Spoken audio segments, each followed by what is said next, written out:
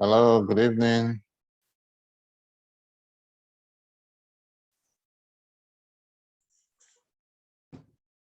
Good evening, sir. Yes, madam. Welcome to class today. Were you able to view the videos? Yes, sir. Yes, sir. Thank you, sir. Sorry. You don't reply messages like that. After you say it's me that's not replying. But it's good that you're able pass. I was supposed to get back to you that I did, but I've been busy. Sorry. Okay. No problem. All right. Then there was somebody who was having difficulty starting the machine. Is he here already so that I can look at that together? Was that you or me? Somebody was trying to set up the VM machines and then there was error. No, that was not me. Oh, okay.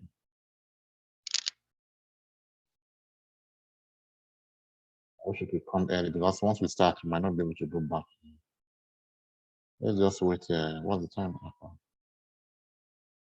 When can they start?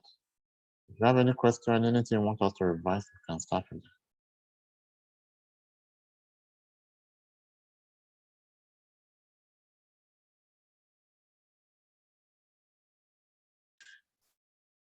Sir, sorry.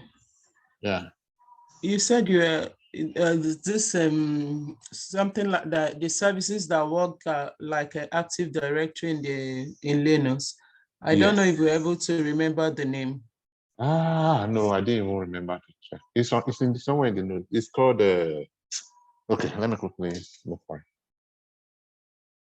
I'm not sharing anything yet. I see my screen.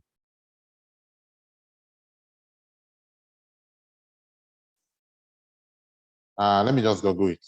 Implement Active Directory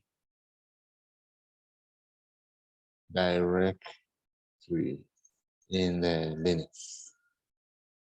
In Linux. Active Directory Management in Linux.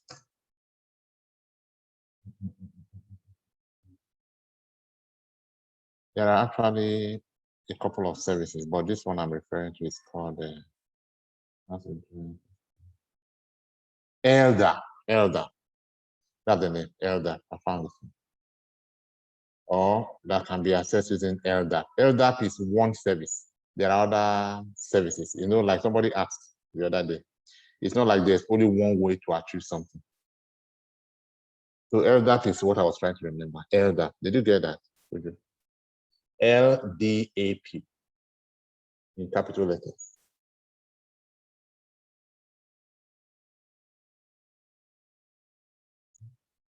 Anyone hearing me? Yes, sir. I'm hearing you. Oh, okay. Let me share screen. Share please.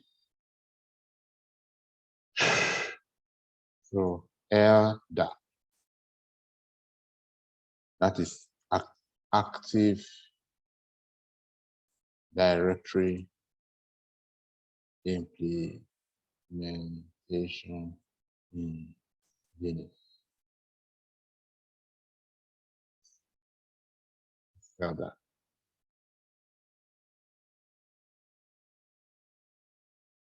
So the way Linux works is this. You can see my board, right? So Linux is like this. Linux is an operating system. Let's say, let me represent that. Okay, anything, any shape pattern. All right? So if we assume that this is Linux,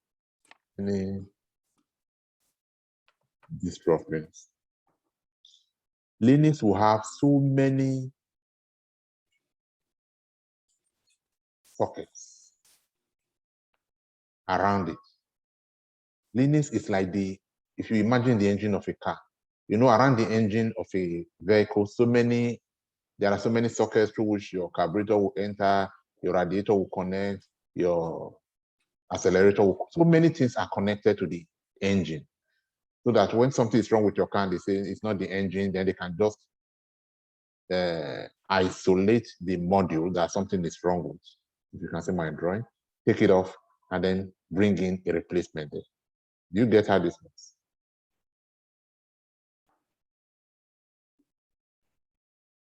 You get this explanation?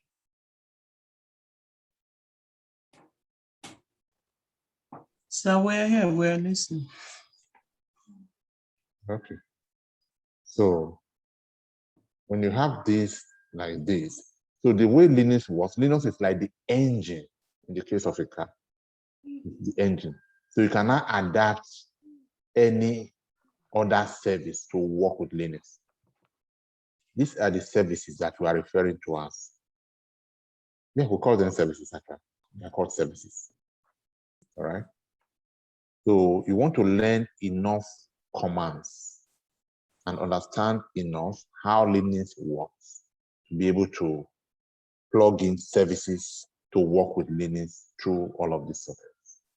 So we can now decide, we want Linux to be able to do Active Directory in addition to the commands you already know, all this change directory, make directory, copy that is already doing. You want it to be able to do Active Directory. So you go, you get an Active Directory service, an application or service. That's what they are called. They are not applications that have been designed to do Active Directories, and then you integrate it with Linux. You want Linux to be able to do FTP. You go get FTP service, and then you integrate it with Linux. You want Linux to be able to do domain services. Yes, DNS. You set up DNS service, and you integrate it with Linux. You want Linux to be able to interface with your SAP, like somebody asked in another one. All right. So you set up your SAP module, and then you get the Linux engineer to integrate your SAP. So whatever it is that you want Linux to do, you can integrate almost any service to Linux. That's the robustness of Linux. So Linux will come with the basic requirements, but it now has enough sockets around it to be able to connect whatever service you want Linux to be able to do. Unlike Windows. Windows is closed, and there is hardly, no, you really cannot. Windows is closed. And then whatever Windows has integrated by the Microsoft company by itself, that is what you can use. But in Linux, you can integrate almost anything that you want. So at the end of learning how to use Linux commands to achieve whatever you want within Linux, the other thing that you'll be learning, which you are taking to the industry, in fact, the real reason you are learning all those commands is to be able to integrate all of these services. Whether the service is FTP, whether it's NFS, whether it's DNS, whether it's NTP, whether it's Samba, whatever other service, whether it's going to be Docker, you will now be able to integrate to Linux. Even services that you have not heard of before, that you have not seen, you also install services that you now get used to how to install services. You want to just know this is the service I want to install, this is what the service does. You'll be able to find your way around. Like I said, the same way your engine runs, so that you're able to isolate a particular module of the engine that is attached to the engine and say, this host is bad. Let me remove this host and put a different host. Or this cable is bad, or this thing, but it doesn't affect the engine. So in this case, Linux is the core, is the engine. And all of this cable, radiator, whatever modern names they are called in modern cars, they are detachable. They can be attached, they can be removed. Sometimes, in fact, most of the time, especially if it's a new company, the Linux will come almost bare. It's now up to you to say, we need this service now. You get the service, and you integrate it. Oh, we are now big enough. We now need this other service. You get the service, and you integrate it. LDAP will be one of those big services that you'll be integrating as an advance in order to allow Active Directory related kind of functions.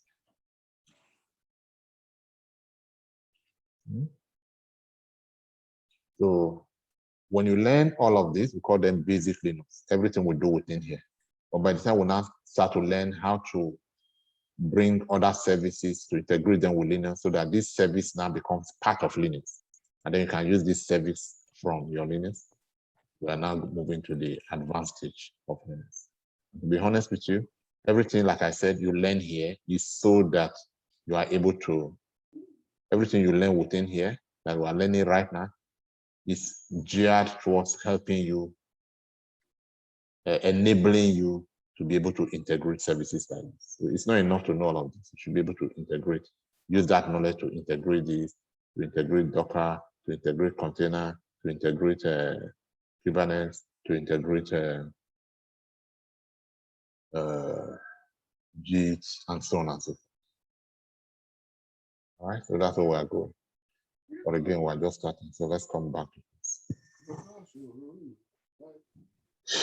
Any question? No question. All right. There's a person here now that had problem trying to set up the virtual machine. Oh man. Yeah. Mr. Yeah. Yeah, I was trying to download the virtual machine on my Apple, but I don't know what was happening. It didn't allow me, you know, like I downloaded it, but if I after loading the Linux operating system, if I want to like start it up, it keeps showing me that stuff. So I just ended up. It allowed you to download and install your virtual machine, right? Yes, yes. Okay, so let me share my screen share. So you got to this level where you actually had a virtual machine and then you have Linux running in it. Can you see my screen? Yes, you can see your screen. Yeah. Did you get there? Because the impression I had was it didn't even allow you to set up virtual machine. I downloaded this the virtual machine, like the Linux 1, Linux 2. Then that was it. That was just it. I tried installing the operating system inside, but okay, you tried to install the operating system into the virtual machine that you created and it didn't go through. Yeah. Okay, let me just show you one or two. I don't know Linux, the other operating system in it, but generally this should work. So first of all, you want to, I said delete the VMs, right? You know how to delete VM? Let's quickly create a VM so that we'll learn how to use it.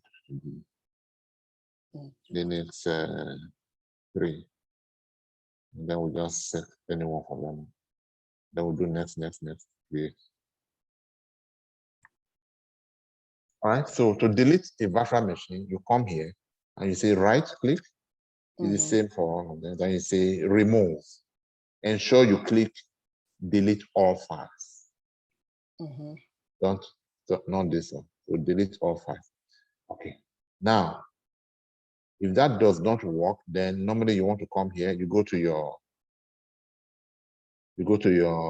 C drive where your Windows is installed. So let's go to C drive. Can you see my screen? This PC, and then let me go to here. So this is my local drive. This is my Windows drive. All right.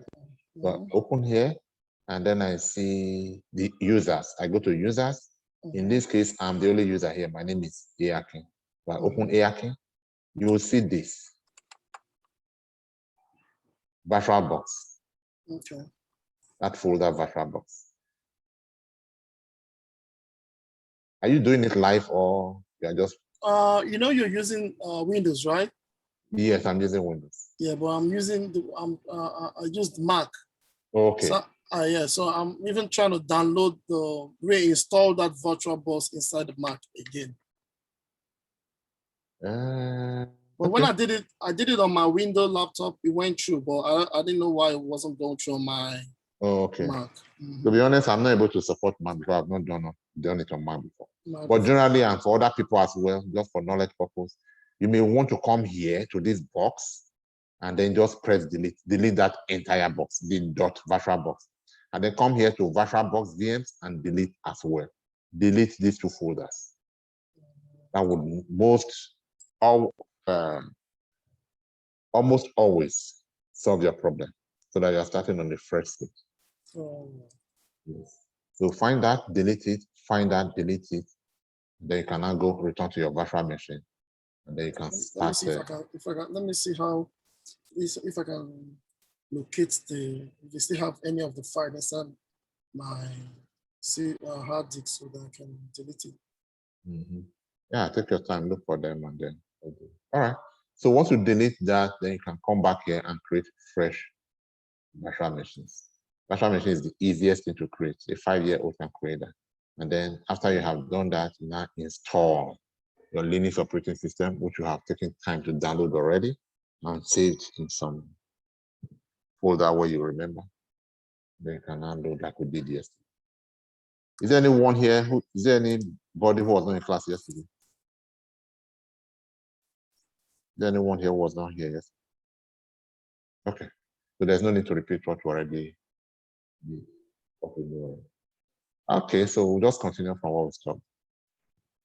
So let's load our virtual machine, start, and then our Linux machine. Then we'll load the second one, start.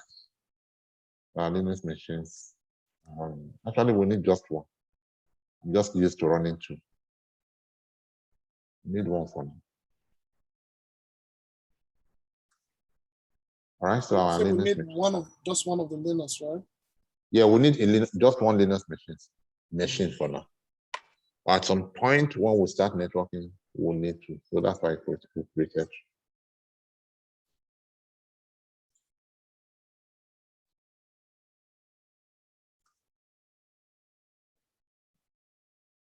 All right, let me log in here. Remember your space bar, and then my password.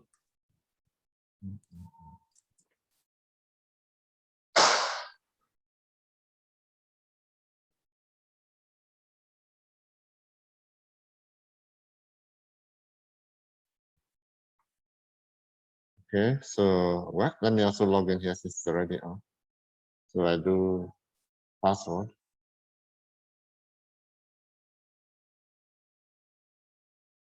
Good evening, sir. Yeah, evening. Professor.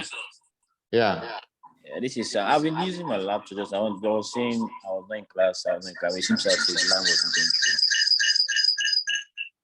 through. I didn't get that. You said. I was saying that I was not in class yesterday. Well, I used my laptop to log in, so I think you guys were not getting me. So I have to log in again with my phone. Oh, okay. We didn't hear you when we asked that question. Yeah, I was. When you said if there's anyone that did not. And even now you are really echoing. Are you logged in from two places? Yes, I'm logging from two places. I was using Sam. So I say hello, hello, nobody can hear me. So I have to log in with Samba's iPhone. Okay. Yeah. Okay. So all right, no problem. Let's see how we can remember to revise this. All right, so now we're in Linux. So let's go to application. Let's go to this is kind of tiny. Let's increase the font. We go to view, and then we go to screen. Then we'll say 125%. Kind of bigger. And then we'll come back here. Yeah, let's just focus on one. Sorry, man. I'll minimize this so it doesn't distract. All right, so we'll come here and we'll say system, terminal, and then it brings us to the real Linux. That was the GUI of Linux. This is the CLR of Linux. All right. So we want to play around with tiny commands like who am I, who am I, who is logged in. The person who is logged in right now is ARKing. All right. And where is ARKing currently? Print working directory. ARKing is logged into ARKing folder, which is in home folder, which is located in the root directory. Right. What do I have there? ls-l. Oh, I have all of these folders, all of these directories. All right. And then yesterday we created one. Which one did we create yesterday? There's desktop, there's document, we didn't create anyone here. Maybe on the other system. All right. Okay, so we're ready now. Since we're ready and we know where we are, everything, we may want to clear this screen. clear screen. And then let me quickly load the manual so that I'll follow that manual step by step. So I go to Microsoft Word, and then I say load my Linux electronics. It's not there. Linux electronics.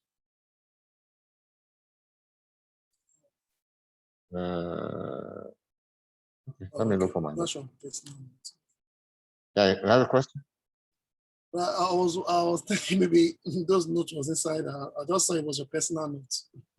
Okay. Let me quickly look for my Linux note because as I was trying to break it down into small notes, I messed things up then when I was trying to. Okay. Okay, just give me 1 second.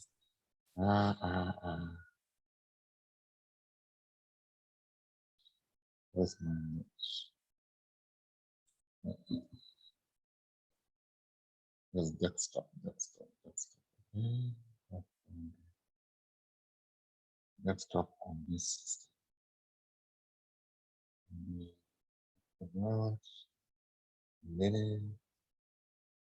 Linux, got it. So let me share the link.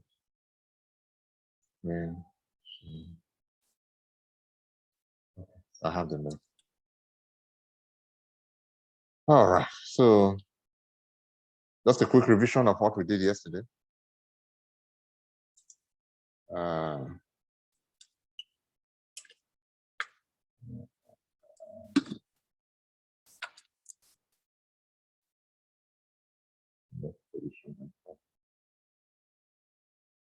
Okay, quick revision. What do we have here? ls minus l in ARK. Let us make a directory. To make a directory, the command is make directory and call the directory John. All right, with capital J. If we do ls minus l, we're going to see that John has been created as a directory. All right now on this date at that time. All right, go into John, we say cd John. Then we'll do ls minus l, there's nothing there. We say cd, oh, we're already in John. There's nothing. What do you want to do? Make another directory? Make directory bool. All right. What do you have inside bool? Get into bool. cd bool. And then now that you have moved from John to bool, want to take a look around on the light, and there is nothing. Want to create another directory? Make directory inside bool. Make directory and call it what? Gen. And then cd gen. And then ls, you can just keep making directory. All right. So right now, what are you? We are now in the directory gen, which is inside bool, which is inside John, which is inside ARK, which is in home, and which is in the root directory. All right. To go back home by step until you get to the last page, the command is cd dot dot. cd space dot dot. cd space dot dot. cd space dot dot. cd. Okay, maybe I should be telling you where I am for that. But I know because when I say cd dot dot, it moved from bool to gen. And then when I said cd dot dot from gen, it moved from gen to, sorry, it didn't move from bool, it moved from gen to bool first. So gen to bool. Then when I said cd dot dot, it moved from bool to John. When I said cd dot dot, it moved from John to tilde. Who remembers what tilde is? Tilde is the home directory of the person who is signed in. So that is ARK. They move from John to tilde. When I say, where is that person? Where is the place where I saw all of them? What said print working directory? Here. All right, here. All right, so from John to ARK, this is tilde. So if I do cd dot dot now, where is it going to? It's going to move to home. And that's where it is now, home. All right, so who can I tell me now? If I now do cd dot dot, where will it take me? From home to, I do cd dot dot here now, it's going to take me to the root directory. That's where it will take me. So if I press enter and I say print working directory, it's going to tell me I'm in root directory. And if I do cd dot dot from root directory, there's no other place to go. That's the last place. All right, we did all of that yet. All right, so, and then if we wanted to go straight to this place without doing dot dot dot dot and wasting time, we'll just copy this and then right click, copy, and then we can just say from root, take me straight to cd, straight to that place, paste. All right, and then if we do ls, if we do print working directory, we're going to see that we're right there all the way. And if we want to go back straight to root, then the command is cd root. Cd root. Okay, cd root with space. ls minus l. I wanted to do pwd. We are now in root. All right. So we're just practice all of those commands, and then we talked about touch to create a file. Right now we are in root directory. Okay, let me do it instead of talking. So if I attempt to create a file here, touch, what do we call the file? Touch my file dot text. I don't have to put dot, but just get used to adding extension to file. So if I say touch that file, it says permission denied. This is so because as a user ARKey, the only place I have permission to work is inside my room, like I said before, inside my folder. So any other place, like being var, being any of these directories, I'll be denied permission. Only the root can work in this other places. All right, as the user ARKey, the only place I can work and not deny permission is my home folder. To get to my home folder, there's one more command. I'll just do cd, wherever I am. If I just do cd without putting anything in front, it will take me from that place straight to my home folder. Look at my home folder, tilde. All right, you are still not used to what tilde is. If you say print working directory, that is tilde. It means that you are currently in the folder called home folder of the person who is logged in. When the person who is logged in is in the folder that the system created for him where he has all access, you say he's in his home folder, home directory. All right, so now that I'm in my home directory, I can do anything here. So I can now do touch my file dot text, and then it will accept it. And then I can say echo something into it. Echo my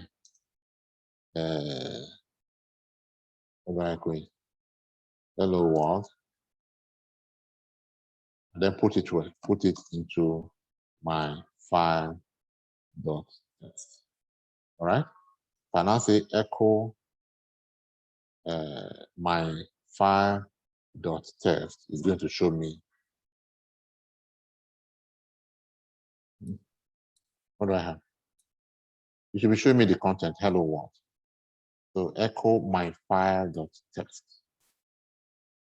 It's showing me. Okay, so.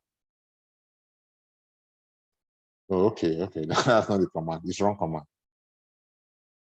This is not what I intended to do. What I intended to do was show me the content of my file dot text. What's that command that I should put there? Not echo. It's cat, right? Cat my file dot text.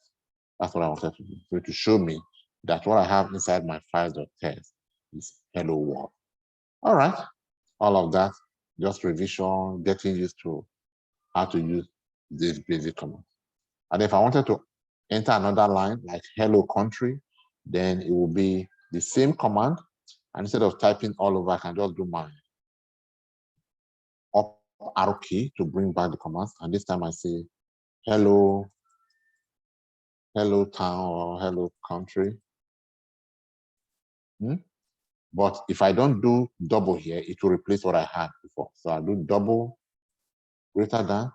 And if I now do cat my file dot text, I'm going to see that I now have two lines. The first line was hello world, and the second one is hello country. All right. And then, of course, another way to do this is to just say vi create a file and call it my second file doc. Right? So this is the file. So to start typing, I press the letter I. It means insert. All right? Insert. So whatever I type now will be inserted into the file. This is whatever. It's beautiful there. Right? Once I'm done, I press escape. I press colon, right, quit, bang. All right? So if I now say ls-l, I see that I now have a second file called my second file.doc. And then if I cut it, I cut my second file.doc, I'm going to see that I have inside it. It's a beautiful. All right? So I can use either the text editor to create a file or do it right on my command line interface, CLI, by using touch and echo. All right. So today, let us copy files, move files, remove directories, and remove files. So right now, we have this item listed. This item is a directory. I know it's a directory because I see D here. That's a D, it's a directory.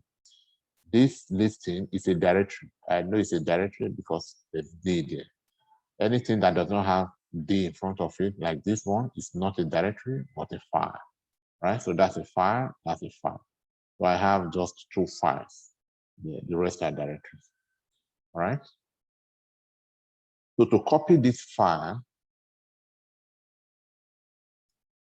to copy a file from one location to another, let us create a new location to copy this file to. So let's say to create a new location, we say make directory and call it backup. Now we have a directory called backup. We do ls-l, we now have a directory called backup. Actually, I can do ls-l instead of looking for it throughout. I can do -ltr. LTR just means show me the last thing I did at the bottom. Otherwise, it could be hanging in the middle and you are running through a lot of, all right?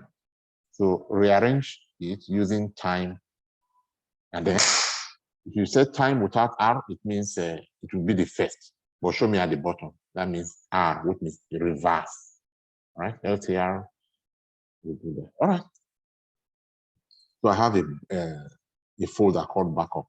Now let us copy this file and put one and put it in backup. Of course, backup is new.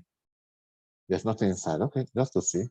Let's see whether there's anything inside backup. So cd backup and then ls-l. There is nothing inside backup. Okay, now we know. So cd ... ls-l. We're back here now. So ls-ltr. Okay, we're back here now. To copy the file, the command is cp copy. What's the file? My file.txt. So where? To backup. Yeah, this may work now, but it doesn't always work. So get used to what works. So because backup is a directory, you want to say, you want to put this sign. You must put this, not must. Most of the time, you are required to put this sign to show that what you are copying to is a directory and not a file. Otherwise, it could just mean that you are saying, copy this file, my file.txt, to another file called backup. But to say it's a directory, you have to put this. And in this case, where is this directory located? This directory is located in the current place where you are, is it not? Because you can see it right here. So to say, to tell the system that this directory is not far away, it's not on floor 7, it's not on floor 24, it's right here. You say current directory, then you put a dot. Dot means current. Yeah, a dot or a comma. Dot.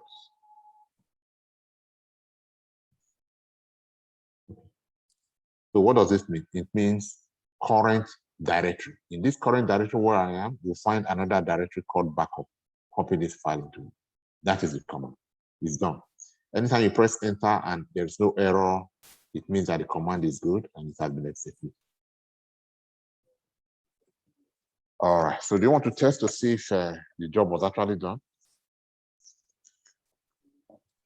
If a copy of the file was actually made and sent to backup, then you say CD backup.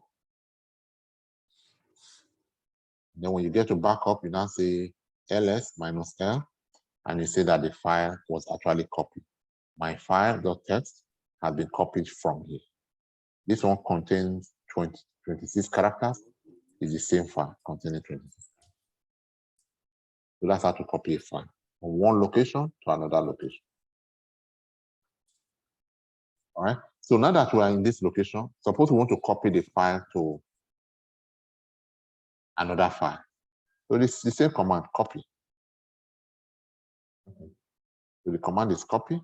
Copy what? Copy my file.txt. To where? To this same place. So there's no need to say current anything, just because it's the same place, you're not copying to a different folder. Then you say my file.txt. Do you think that will work? You are copying the same file to the same file. No, this tends to not call two lists in the same name. You have to differentiate them. It will not work. So you want to call this one my file.txt, and then call this one my file1. My file1.txt. Right? So if you press enter, and then we'll now do ls -l, we see that we now have two files. The original file, my file.txt, sorry, and then the copied file, my file1.txt.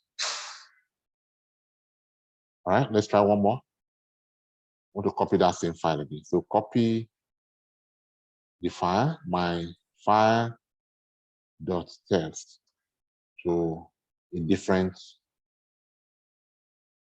duplicate it basically, but of course it has to be different. Then maybe this time I want to call it my file2.txt. I can actually use any name. I can't just keep guessing names. That's why I'm just using file1, file2, file3. All right. So if we now do ls -l, you now have 3 files. And so on and so forth. This is how to copy from. That's how to copy. That drag and drop that you do, or you right click in Windows and you say copy, this is how to do it in Linux. The command is cp. Sometimes you don't want to copy file, you just want to move the file. Move means you will not leave a copy, you simply move. So instead of 2 files as result, you have only 1 file resulting from the move. So instead of copy, if you say move file 1 dot, no, my file1, move my file1.txt to where? To my file, my file7. You may decide not to put the text. If you do this, what do you have? You have moved this file, file1.txt, into .7. So if you do ls -l now, you're not going to see that file anymore because you moved it. So ls -l, if you want CR, that file, my file1.txt, does not exist. In place of that, you have my file7. You didn't add extension, so that's how to move a file. Okay, maybe we are working too much on a single directory. Let's get out of this directory. cd dot ls -l. ls -l tr. Let us move this file away from here. Let's move it completely from here, so that we don't have it here anymore. And then what are we moving it to? Let's move it to, okay, let's quickly create another directory. We're still practicing, we're just using it. So let's make directory and call it move directory. We do ls minus l, ls minus ltr, we see that move is there. So let us move this file from there into that move. What's the command? mv move what? Move my second file dot doc. To where? To move. But if you did move, how does it know that it's not a file? I mean, you are not saying move to a file. You want to say current directory in another directory called move. All right. So if you do that, you are done. You now do ls minus l tr. You are going to see that one file has been moved. So let's even move the second one as well. So we'll move. But this time we say we are moving my file dot text. All right. So if we do ls minus ltr, both files are gone. Where are they gone? cd move ls minus l. These are the files that are moved. All right. So now you know how to copy files. You know how to copy files and how to move files. Any question? Okay, no question. So Okay. the short keys doesn't work in this interface, right? What's the short key? Like those are Control C. No. Key. Those are Windows commands. You don't work with Windows. And this CLI doesn't have any short key too. Learn the real thing first, and then of course you can learn short keys. Yeah, they do have short keys, and I have some of the short keys in your notes. Oh. Yeah, but you have to know the real thing, then you can learn. All right. Oh no. Okay. So let's go ahead to remove what we created. To remove a file that we created, for example, these two, to remove any of them, the command is rm, remove. Remove what? And copy and paste, or rather just type my second file dot doc. So that's how to remove a file. We'll do that, and we'll do ls minus l. There's only one file left. Remove means delete. That's how to delete a file. It does command to be delete. Then the name of the file, but in Linux is remove. Remove the file, and then what file are you removing this time? The only one that's existing there. File.txt. All right? Now do ls minus l. There is nothing inside. That's how to create and remove. Then you can actually do cd dot dot, and then you see ls minus l minus ltr. All right? Then I see that I don't need this one anymore. To remove this, since I don't need it anymore, the command is remove directory. If I was going to remove a file, it will be removed. But since I'm removing a directory, it will be removed dir. Remove the directory called move. We do ls minus ltr now, move is no longer there. Want to remove the directory called backup, it will be cd, it will be remove directory, remove dir, backup. All right?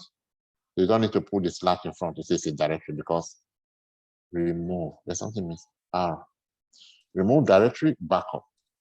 All right, but the reason it will not work now is because the directory is not empty. You have files inside. How can you have files inside a directory and say remove it? Get rid of the files first. So you cannot remove a directory that is not empty. So let's quickly go into the directory and empty it and remove the files inside. Let's quickly do this. Cd backup. What do we have? ls minus l. Let's delete all these files. Remove my file 2.txt, and then remove my file .txt, and then remove my file 7. All 3 files have been removed. If we do ls -l, there is nothing inside. You cannot take a step out of the directory because we want to blow it up now. You cannot be inside and blow it up. So now that you are one step outside, and then you take a look and you see that the LTR is there, you can now remove it. Remove directory, backup. All right, it's gone. You do ls -ltr, backup is no longer. So that is how to remove directory.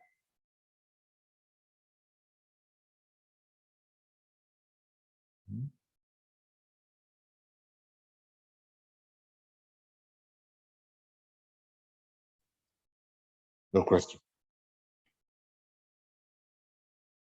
Okay, that's fine. So we already practiced copying file from one directory to another directory. We created a backup, and then we copied file from here to backup. So that was all we did.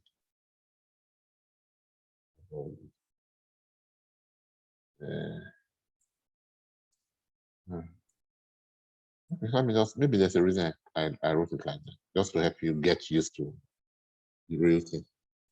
But like somebody else was asking yesterday, by the time you know these things better and better, you just find shortcuts.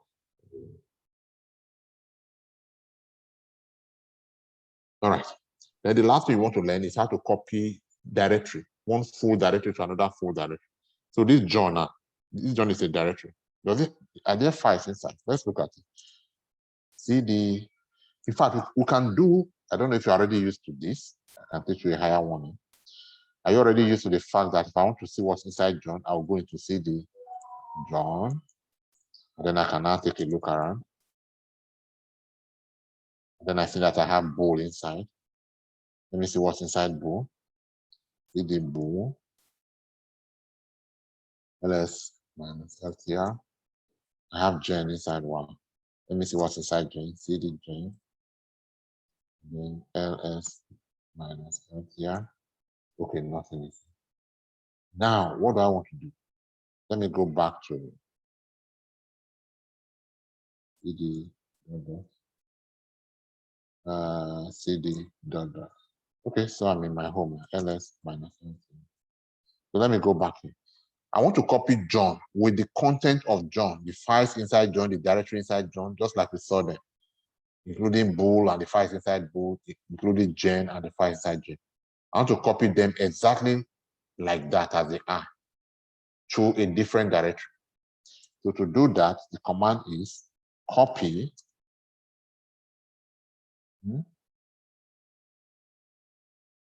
recursively -r, then John to where?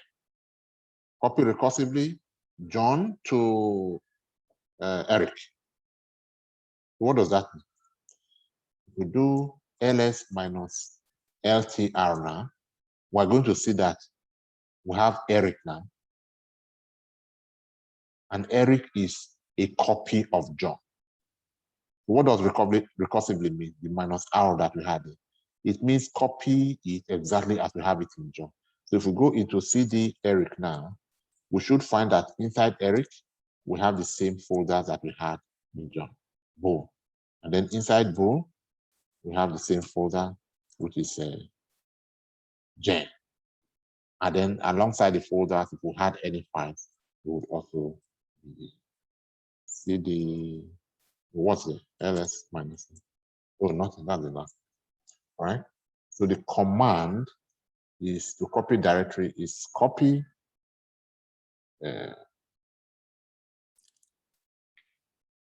recursively -r directory 1 and directory 2. And that's exactly what we did here. One said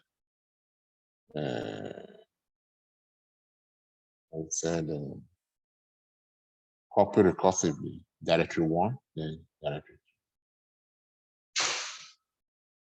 All right. So are we ready to move on to other commands now? Any questions?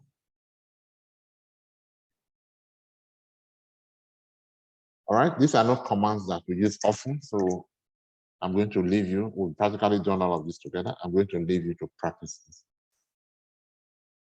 Practice this. Yeah, we'll come back. I'll be using them occasionally, but you go and practice them. So not just this really. All right. Ensure to be in the current directory before you use the tar command. Okay, let me show you how to. Let's practice this one together. This one, and even this one. Let's practice all of them. And then, okay, let's just take this.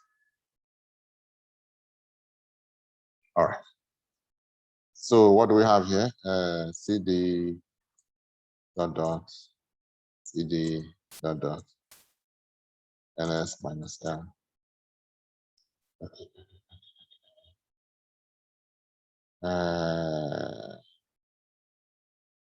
ls minus l cr. Okay, so I have these two folders, these two directories that I created, John and Eric. Okay, I can use those ones. So let me go into John. cd John. ls minus l. I'll stop here. Let me create many files here. To create many files, I'll just do touch. I'll do touch, file 1, file 2, file 3, file 4, file 5, file 6. You cannot do this in Windows. The person that asked, why would you want to use this CLI instead of using Windows? And create 20 systems, 20 files simultaneously, just with a single command. In Windows, you have to go and create them manually. Anyway, but you know that Windows also has a way of, it also has a CLI where automation is possible. We talked about it, right? Even though we didn't do it. That CLI of Windows, where Windows can make its own automation possible, is called PowerShell. PowerShell. And then we said, because we are coming to learn the almighty Linux, it's no use learning PowerShell. That will be useful for just Windows. Okay. So we're here now. So if we do ls minus l, we have all those files created. Now, suppose we have 300 files or even 27 files, and we want to transfer all of those files from John to Eric. Are we going to enter the commands 23 times to be transferring file one by one? No, there's a command called tar. There's a command called tar. Let me delete that bool so that it doesn't confuse. cd bool. cd bool ls minus l. Let me remove this directory. Remove directory. Then cd dot. Remove directory bool. ls minus l cr. Bool is no longer. Not I say remove bool. Okay. Remove. What did I do wrong? Let's. Yeah. Look at the command. It said not found. There was something wrong. I said remove directory. RD. What's the meaning of that? That's not a command. This is a command for removing directory. I'm mixing my Linux up with other commands that I know. Wrong. So the command I should have typed is remove dir. That's the command. Boom. If we now say ls minus ltr, then this is what I have. Now we have all these files. ls minus l. 5, 6, 1. Why is it not ordered? Okay, I can always look for the right switch to make them ordered, but that's not even the important thing. Now, what I want to do now, the reason I remove both so that you can focus on the file, is I want to tar. Yeah, maybe the English is tie, but the technical word is tar. T-A-R. I want to tar these files together so that they become one file. Then when I'm now sending to a different server across the ocean or across the country, I'll be transferring just that file. It's just the equivalent of zip file in Windows. So the command to tar these files together is tar, okay, then -c, which is compressed. I mean,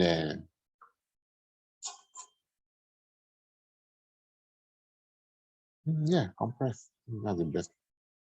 Verbose file, tar these files together and call it maybe any name, my tar file .tar. Usually you want to attach the extension .tar so that other engineers, other people using these files know that this is a tar file. You're not the only, this is server, you're not the only one working on the server. So you must do everything according to standard so that as you are closing from this server, somebody else is logging in, is able to continue work from where you start. All right. Then what are you tarring? You want to tar all these files. The command to say tar all these files is to say all the files in current directory. You put that current directory, and then you say star. All right. Star is a wild card. What does it mean? It means all. Every time you see star, it means all. So this is the way to tell the system all files in current directory, tar them together into one file, and call that one file my tarred file. You see the command? That's the command. All right, so once you enter that command, you press F and enter. And if you now do ls -l, what do you have? You now have that you have a single file called my tarred file. This single file is all these files tarred together into one. You did not say you should delete the other ones, so that's not the command. So don't be surprised that you still have. You just say tar them all together. All right, so now you have this single file. Do you want to move this file out, copy this file to a different place? Yes, you cannot copy it. Really makes your work easy. Oh, okay. Remember that we don't have content in the file. Yeah, it's okay, just for 000 bytes. Yeah. But okay, I think I can still do it. Look at the size of this file. Okay, about 10 kilobytes. That's the size of this file. Even though it has nothing, the directory that it contains and the directory structure of how to use them, they are also system content.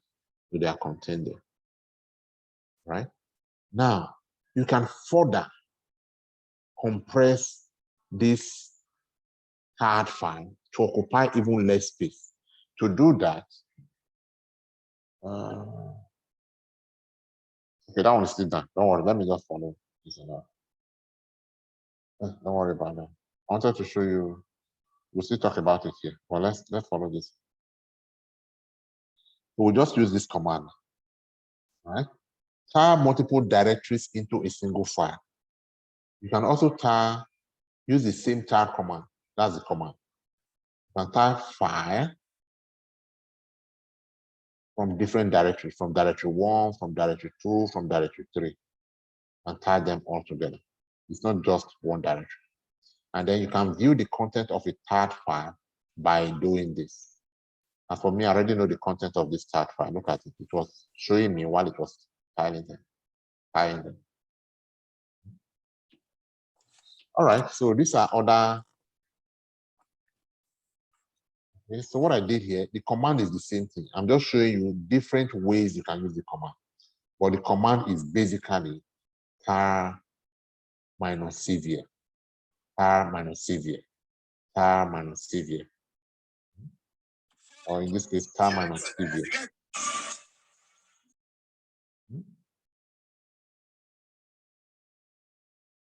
And so on and so forth.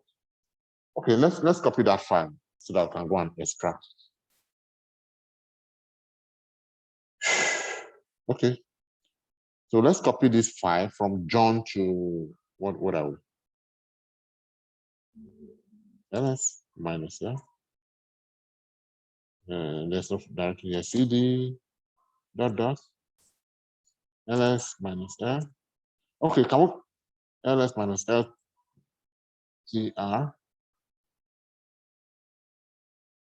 Can we copy those files from John to Eric? Yeah, let's copy to Eric. Yeah, let's copy to Eric. Let's just create another directory. So to copy to Eric, let's go into John because we have to be in the source directory to copy. So cd into John, JOHN, ls minus l. Okay, that's the file. So we'll say copy cp, copy this file. Copy, paste, copy that file from here. There's no problem since you are copying from here. But how do we now tell it to copy to Eric? Because Eric is not in John. If Eric was in John, we'll say current directory. Current directory, Eric. But this is wrong because Eric is not in John. So we have to say, where is Eric then? Eric is in the directory home and inside ART. That's where it is. I should have done, well, I know where it is. I know that's where it is. Maybe I should have done PWD to show you. Yeah, maybe I should do it. What am I wrong? I'll still do it. So if I press enter here, and I say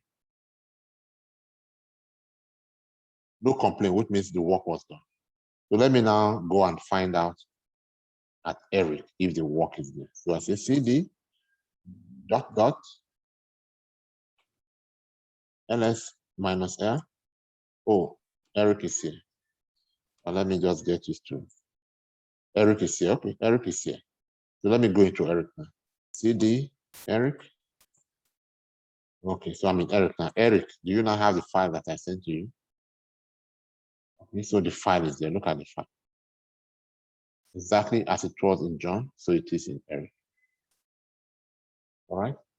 So now that the file is in Eric, how do we now retrieve the content of the file?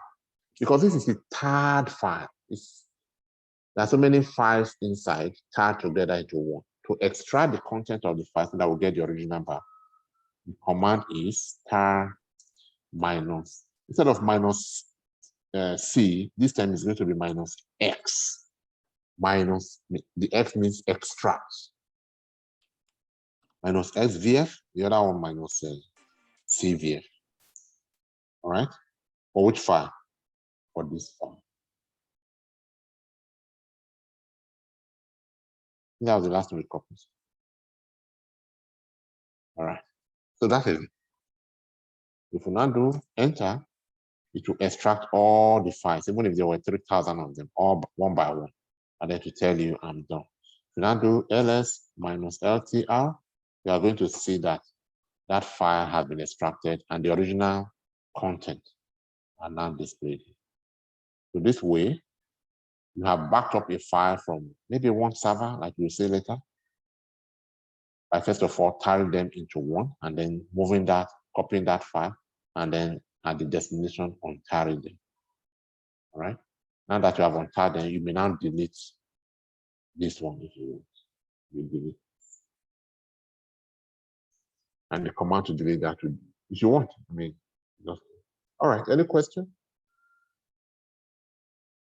Now you know that if you want to move many files, the normal thing to do is to tar all the files together. And then having tarred them together, you can now move the file or copy it. And then at the destination, you can now untar, or better still, extract the tarred file to get the original content. All right, so the commands are there. Two commands to remember that you use often for this are tar CVF and then tar XVF. All right, one for tarring and one for extracting that which was tarred. Any question?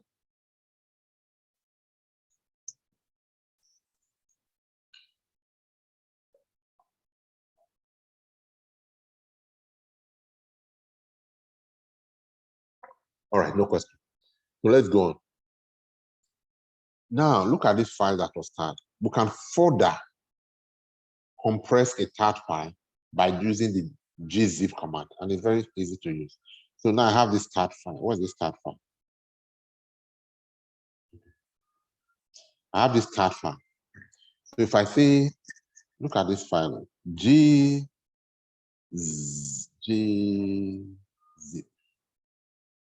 that's the command, right?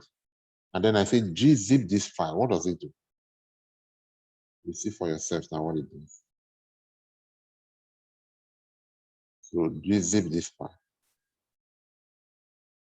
Zip. Yeah, gzip this file. Zip. Huh? Yeah, gzip. Or Gzip is a Linux command. It just means further compress this file. So let's do it. ls-ltr now. See the difference. This file, when it was here before as tar file, was 10 kilobytes. But now that we have further compressed it, it's now only 189 bytes. Yes. So our bandwidth, internet consumption, that did everything is now reduced. We can easily now move this file over transfer this file from one server to another. But of course, you note also that it has added this extension by itself, gzip, meaning that this file is gzipped. And of course, the command again to do it the otherwise, to uncompress a compressed file, to remove the gzip, is like you see on the left-hand side, to say gzip, this time minus d, put minus d, that is d compress. Then the name of the file. What's the name of the file you want to d compress? This is the name of the file. You copy that file, Ctrl copy, and then paste.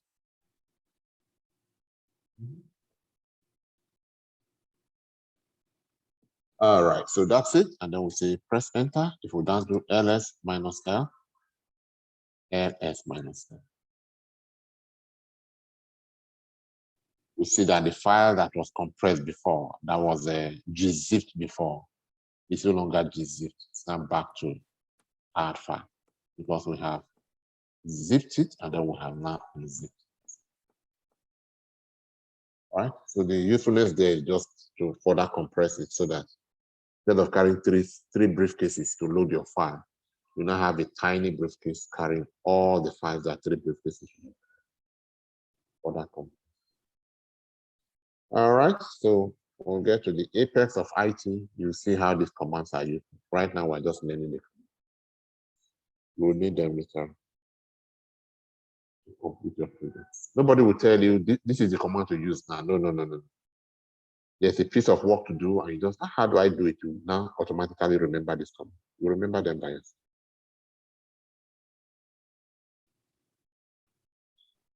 All right.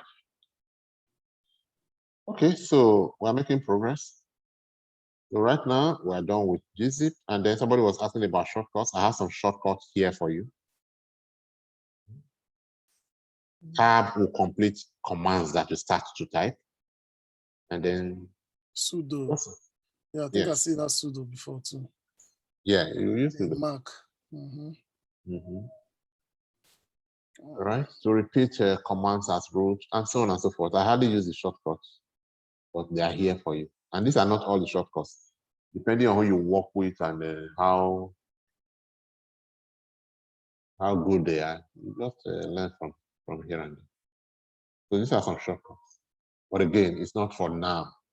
When you have known how to do these things, and you do them over and over and over, then you naturally start to look for shortcuts. You don't assume that you don't know how to do them. But then your note anyway, so that you can always refer. All right. So that's all about that. So, questions?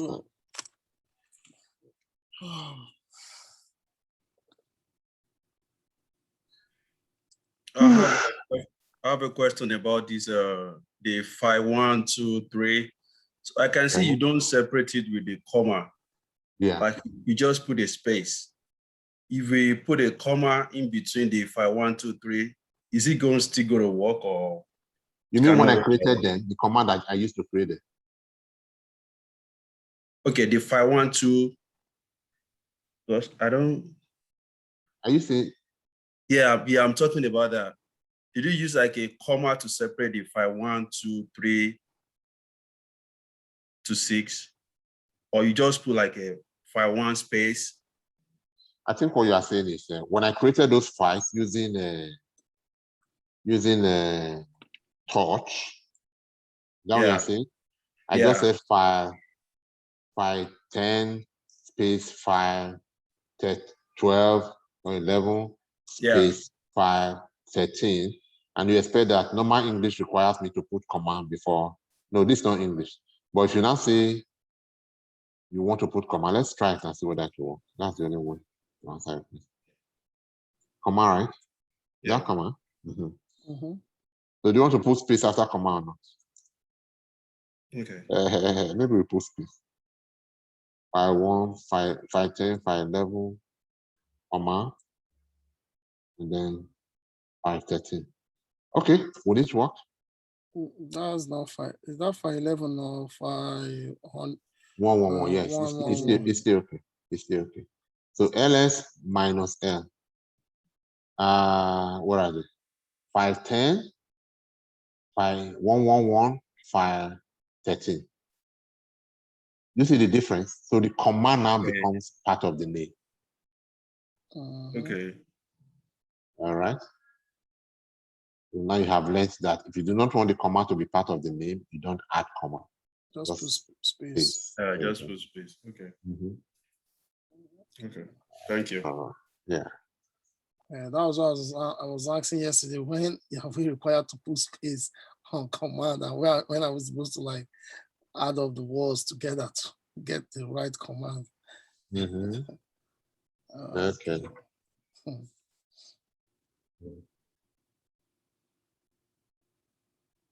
All right. Another question? Because now you know enough of the basic commands that I need you to know. So we're ready to move into networking. You have to go and practice. Practice. What is left for you now is to practice. Yeah.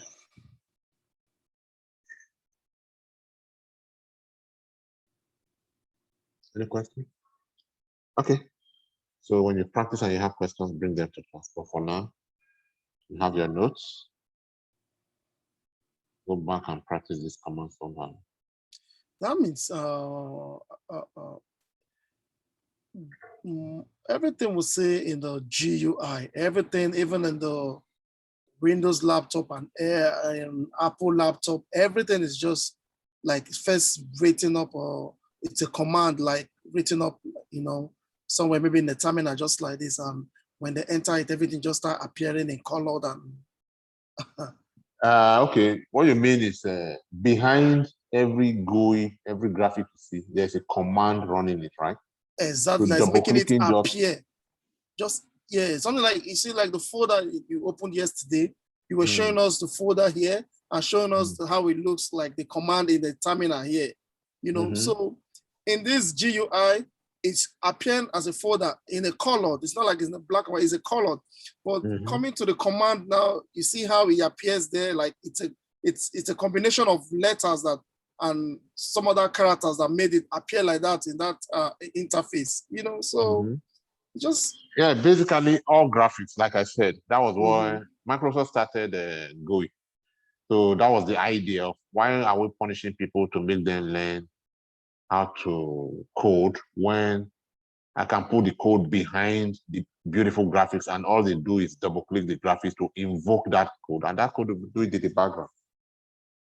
So this is the rubbish that rubbish, so to speak, that the beauty of GUI is beauty. So you're right, yeah.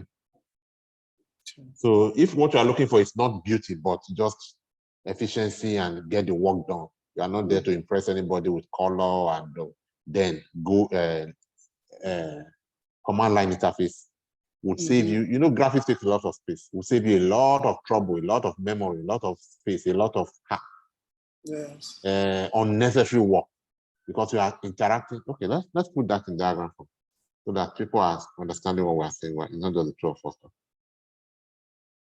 So what we're saying is that if you have you have the system, what you know as a system. What you know as a system is actually made up of other layers, such as the core, then the kernel, the kernel and the shell, sorry. Shell, and then there is this other layer, the GUI. And then this other yellow area is the user. So, and of course, the real person, the real machine, the real hardware doing the work here is the yoke in the middle of this. This is the real thing. So the more you have control over this machine, this hardware, this engine, the better for you, the more you can do. So once you're able to interact here at this level, wow. But I don't think people like this still exist anymore. These are machine language people. They are communicating. So in the days of mainframes, these were the people that needed to learn how computers work to be able to communicate with computers. Then over time, you now said, you know what? There is no need to know that computer that much. Let us build programs around here that will now act as interface for us so that we can operate at this layer and be able to communicate with computer without learning binaries and without being professors before we can use it. So they started using computer from. Yeah, people like this still exist.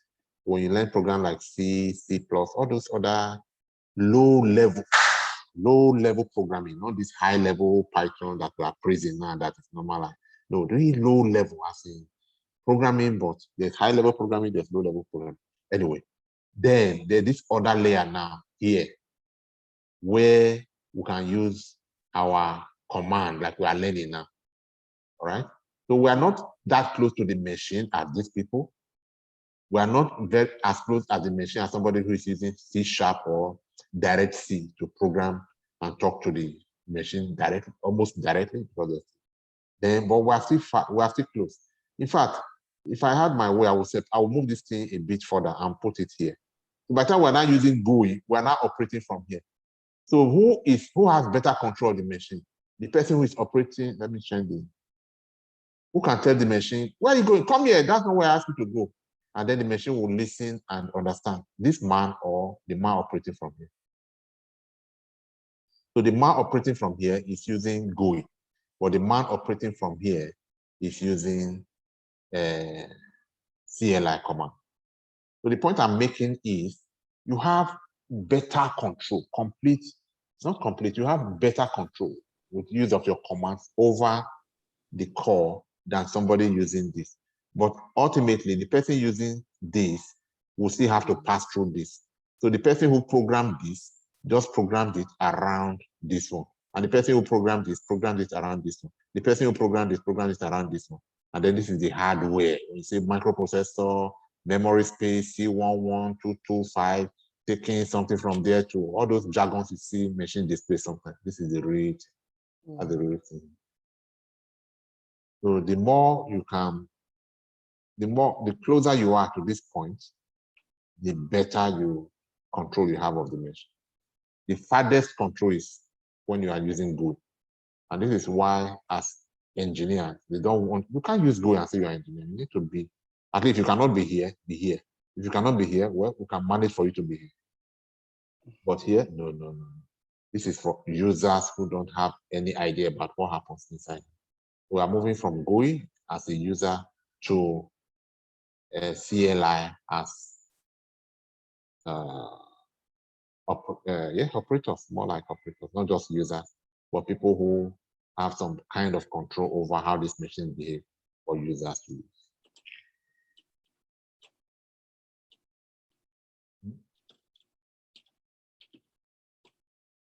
So between this guy who knows Linux, this Linux who are crazy now, that is number one. Between this guy who knows Linux and this guy who knows some low-level programming language, who will be paid higher?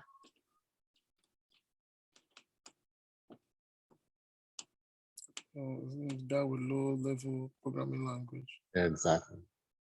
When this guy is talking and communicating, this guy cannot stand there. This guy is just doing yes, sir, okay, sir. Guys, guru, low level. Low level. Have you seen it? No, I'm not sure you have seen. Have you seen low level code before? Just one line of code. You don't even understand what they are saying. So the more you understand the code as a human, then we'll call that high level, close to human language, high level program. And this same code was still all written by humans too, right? Yes, but none of them is machine generated.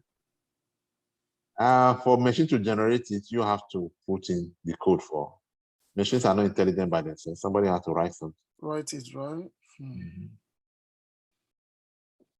So those people are no longer common. They are no longer, at some point, they have written them into firmware and they are now available as firmware as part of the product you are buying. No longer, I mean, the world has changed a lot. All right. So let's go back to, are we ready for networking? Of course. Networking, at this stage, we need the second system. Okay, so let's start networking. For networking, we need two systems. So let's go here. Preamble. You know what we need to do to get our networking right? Enable your Linux VM NAT. Okay, let's just prepare our networking.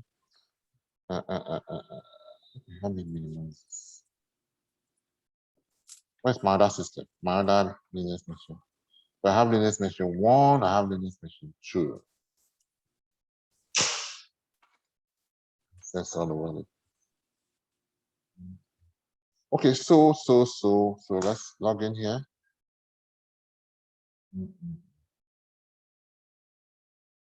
All right. Then go to application. Let's increase the font size first. 125. We'll go to application. Okay, before we go to application, let's go to the machine and make sure our machine is ready for networking settings. Network NAT. Is it ready for networking with NAT? No. You have to be host only adapter. Then the cables are plugged. Okay. What about this one? This one too has to be host only adapter. Because we are going to do carrier networking settings. Network host only adapter. Okay. All right, so that one is ready. So what else do we need to prepare for network? All right. All right. So once the cable is set and the adapter is set, the next thing is to check the IP address. All right, so let's check the IP address here. We'll go to application, and then we'll go to utility, system tools, and then we'll go to IP address. To check the IP address of your system here, we don't do IP config like we did in Windows. What we do here is if interface config, if config.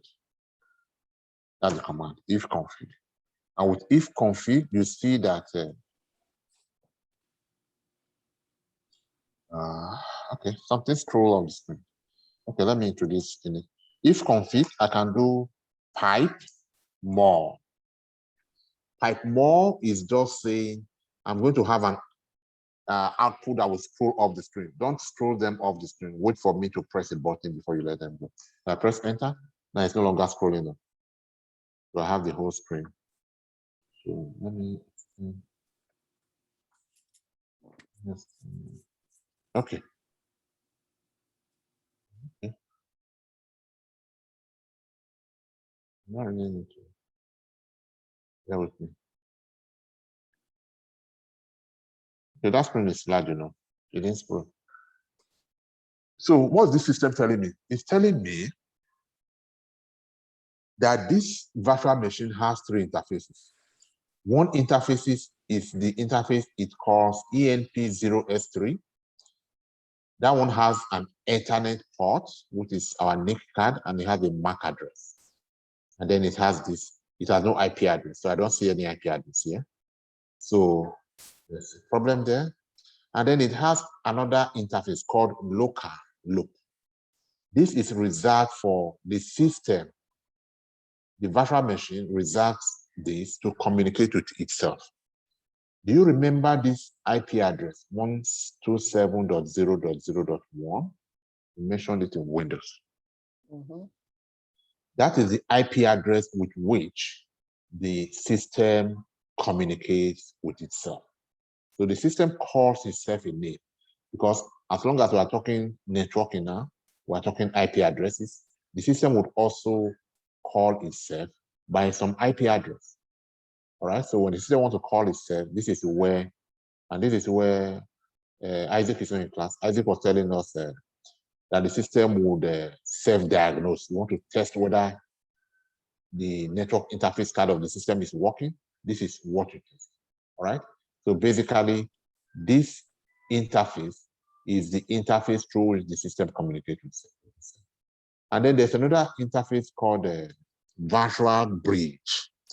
This is the interface through which the virtual machine would interface, would connect, would communicate with the host machine. All right.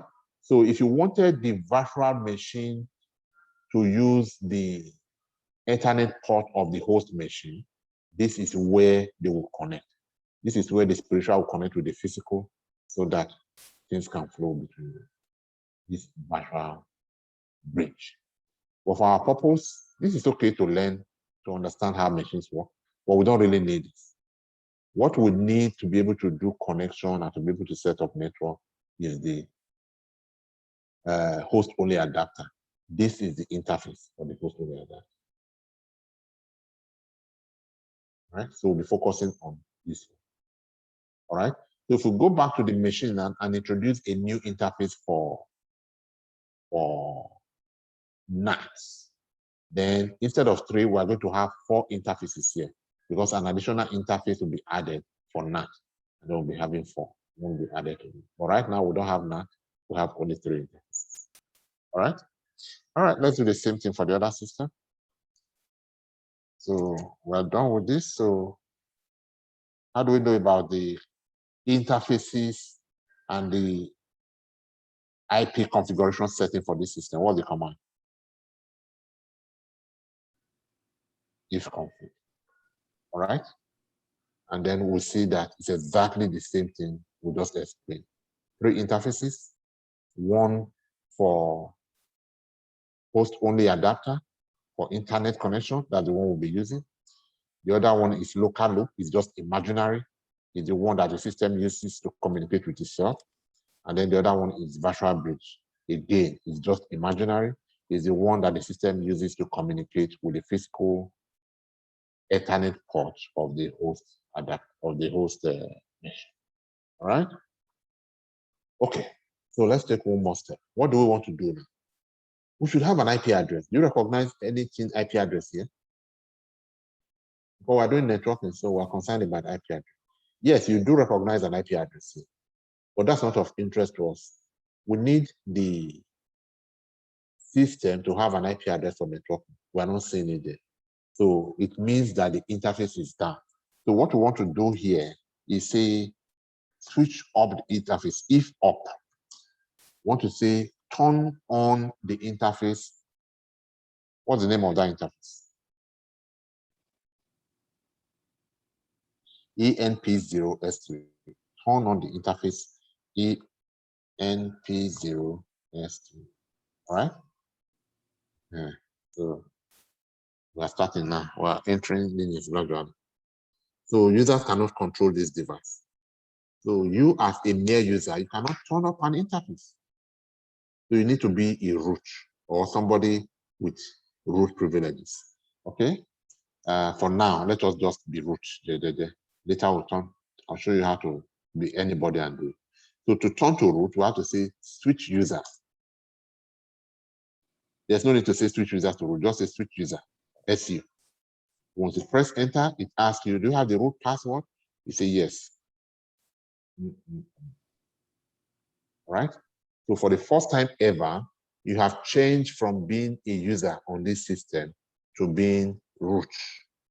And your sign has changed from dollar to hash or pound. So anytime you see the dollar sign in front of your prompt, it means that you are operating as root.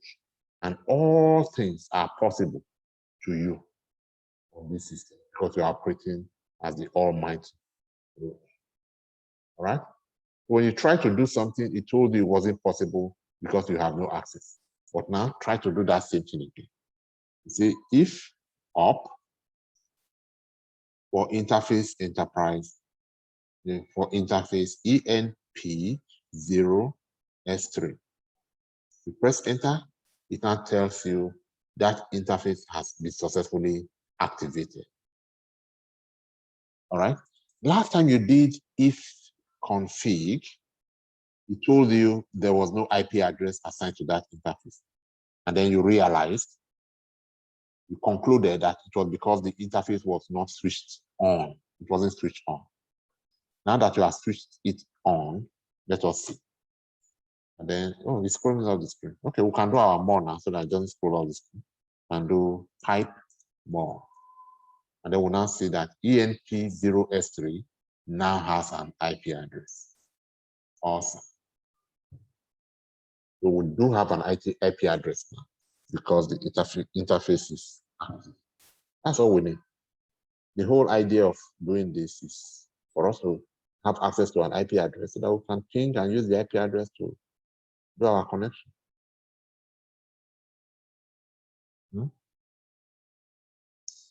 Any question there? And then you can press space bar for the remaining part of the listing. All right, so let's come back here to this other system. And then let us see, what do we want to say?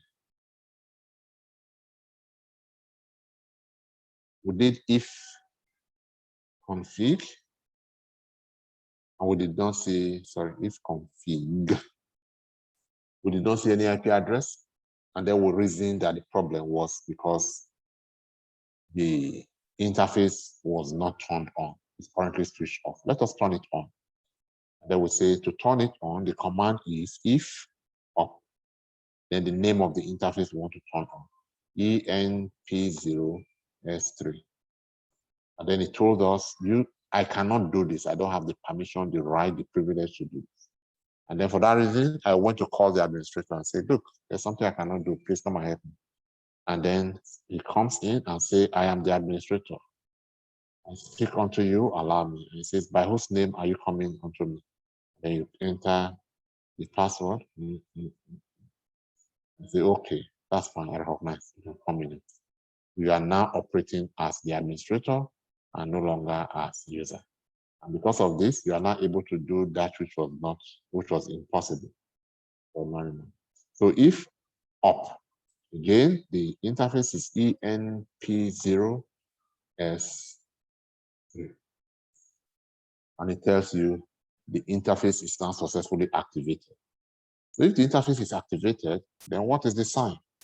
The sign should be that it now has an IP address, if config.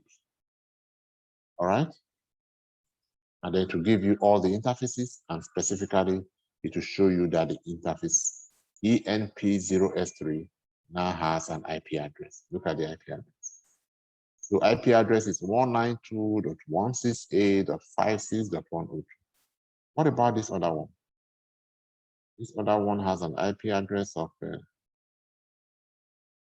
192.168.56.101. Okay. So they share the same network path, and even the host path is well articulated. All right, so it looks to me like these two systems will now be able to see each other. So let us test the connectivity between the two systems. So from here, we say ping 192.168.56.102. You see it? Wow, it's seeing it. It's sending, and this other system is replying, I'm here, I'm here, I'm here. Oh, beautiful. So come here and say, I have a neighbor for you. He's your brother. I've given you the same surname. Just there. Don't communicate. Can you see him? So I come here and I say ping 192.168.56.101. That's the IP address of the other. They are seeing each other. Beautiful. So we're good. In Linux, there is no Active Directory to set up. There is no domain. This is not a small network of, it's not a corporate network.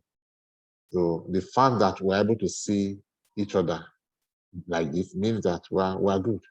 So whatever I want to do, we can start doing that. There's no joining computer to domain like we did in Windows.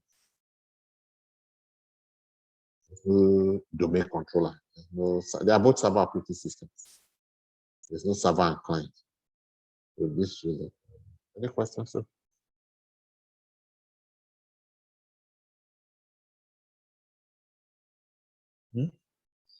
So we have introduced the command ifconfig, then ifop, and then we're now able to find out the IP address of the system, and then use the IP address to ping. All right. So let's look at the notes to see what we should be doing. So we enable that, we name this, all right? And then we'll do ifop enp0, and then to bring up that, and then we'll have some explanation, and then networking files and so on and so forth. Ifconfig, ping, and then we'll continue to use all these other commands.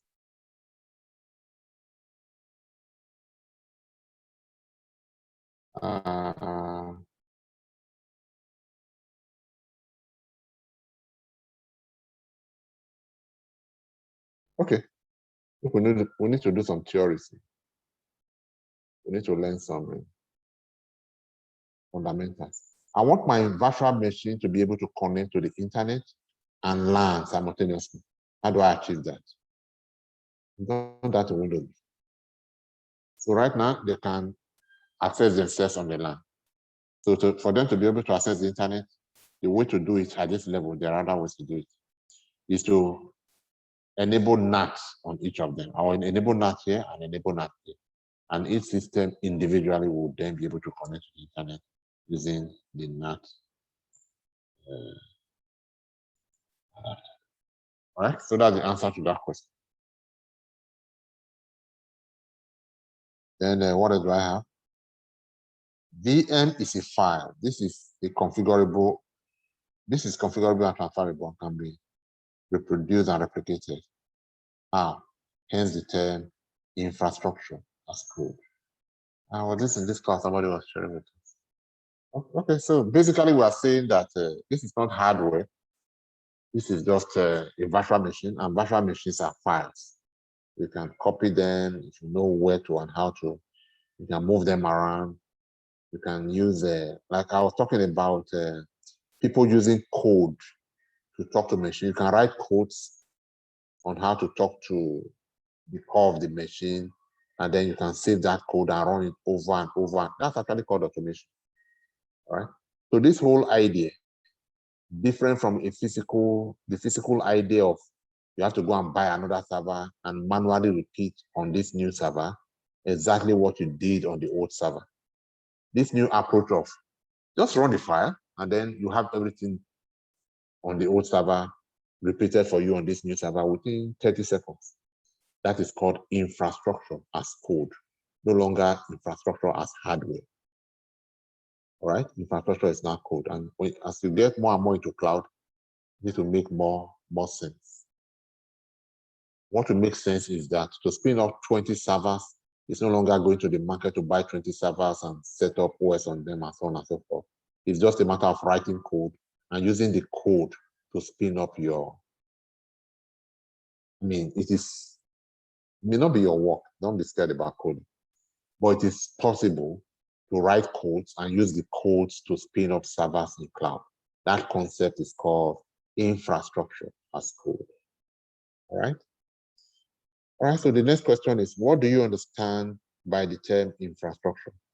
What is the place of infrastructure in systems? All right, can somebody help with that? What do you understand by the term infrastructure? And within systems, within computers, or within infrastructure, what do we mean? What exactly are we referring to?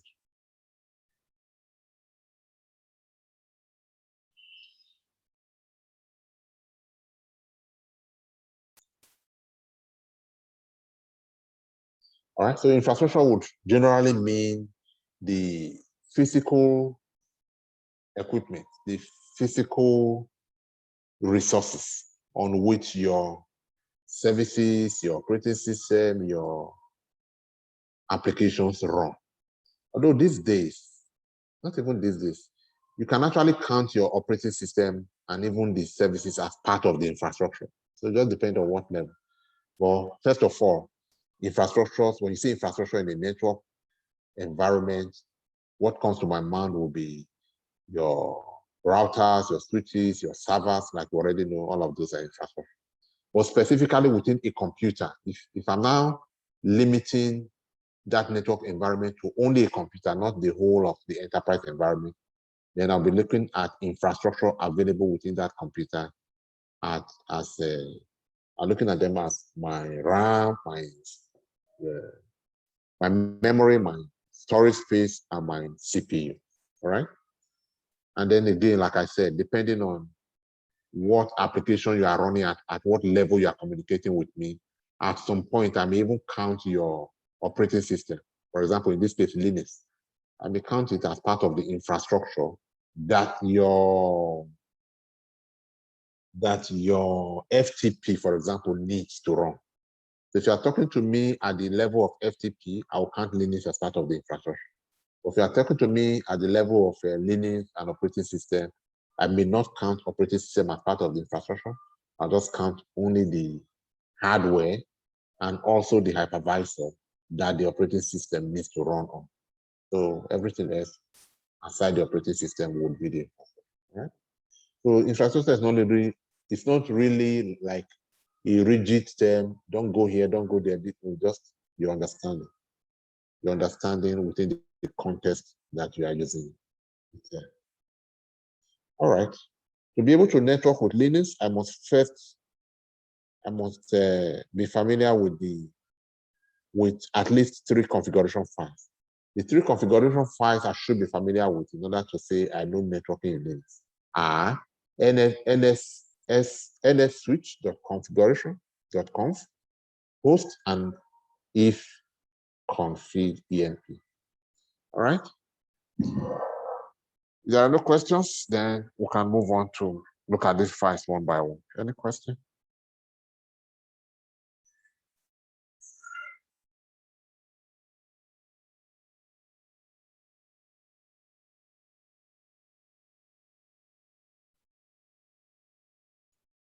Any question? What people used to love about the class was the interactive nature. The feedback that I used to get was, you ask questions and you allow people to answer. But these days, especially with my American classes, maybe people are too tired to answer questions. So I ask the question and I answer them myself. Meanwhile, this is the same thing that other people would have loved to do so that I can correct them and say, oh, good or not good. But since the interaction is coming less and less, maybe I guess you are maybe tired from work or something. So I'm asking and answering by myself. That person talking to us? We're hearing some background noise. Francis, are you talking to? Was that Francis? Francis is gone out. I'm here. Oh, okay. I was hearing background noise from you. All right. Any questions, contributions? Mr. Aki, this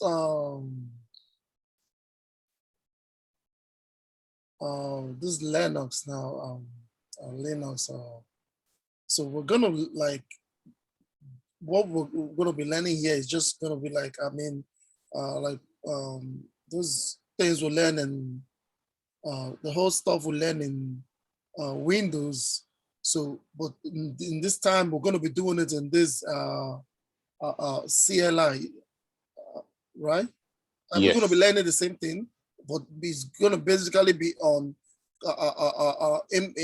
imputing commands instead of like when we're like doing window, we'll go to here, click, double click, open here, you know.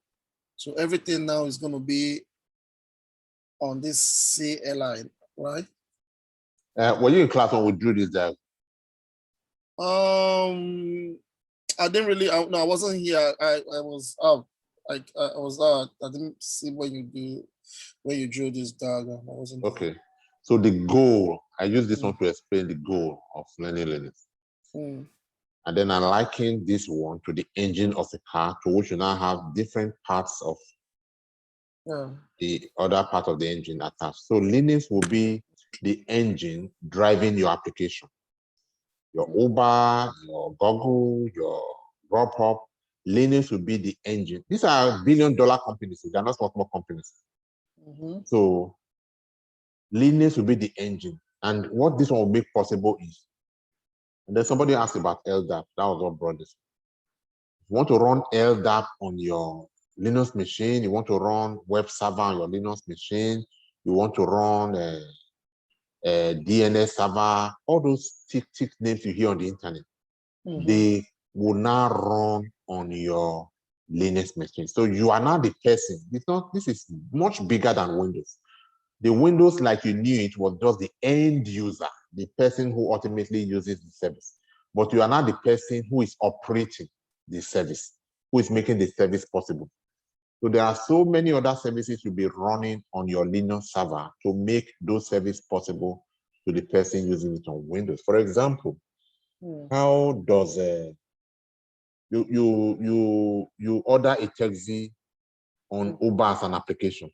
What happens in the background between the application and the coding and the database so that a taxi in the neighborhood is contacted and then the driver, it rings? It's a lot of complex things that happen. So as a Linux person, you are now in a position to understand those complexity and know what services, what other applications that you need to run along with your Linux command to make all of those complex things I refer to happen, so that ultimately the rider is able to use your service, your Uber service, to order a cab and get the cab to pick him up and then drop him off at destination and get paid. So the idea of, are we going to be able to use Linux? Is the goal to be able to do the same thing we do with, is the goal to be able to use Linux to achieve the same things we do with Windows? So a layman, 9-year-old, 15-year-old, in order not to bother yourself, just say yes. But for you as engineers who are training to become DevOps, no, hell no, big letter no. So the person who is using Windows is just sitting on the train and enjoying himself. But you as a Linux person, what you are learning now is learning to drive the train.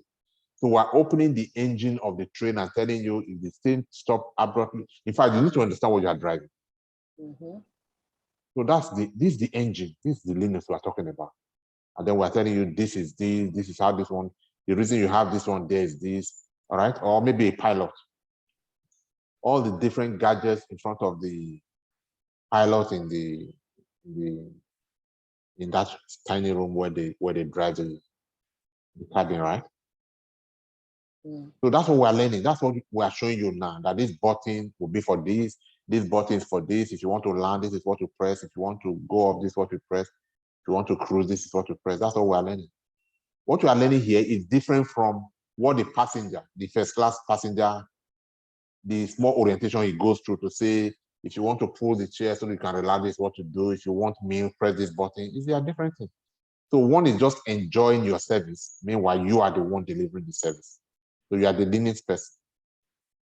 So the goal of this whole training is to be able to adapt different services to your Linux server so that you can do all things from your Linux server.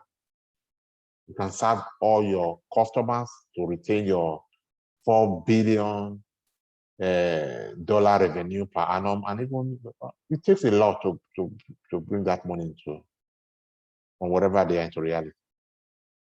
So from this stage now, don't see Linux as just being able to do what you do with Windows. Yes, you know all of that, but beyond that, you want to be able to use Linux to run services that will transform that application in such a way that the customers, the 2 billion customers, the 7 billion customers you have around the world are able to access the application and use the application to achieve the goal, the service for which you develop the application.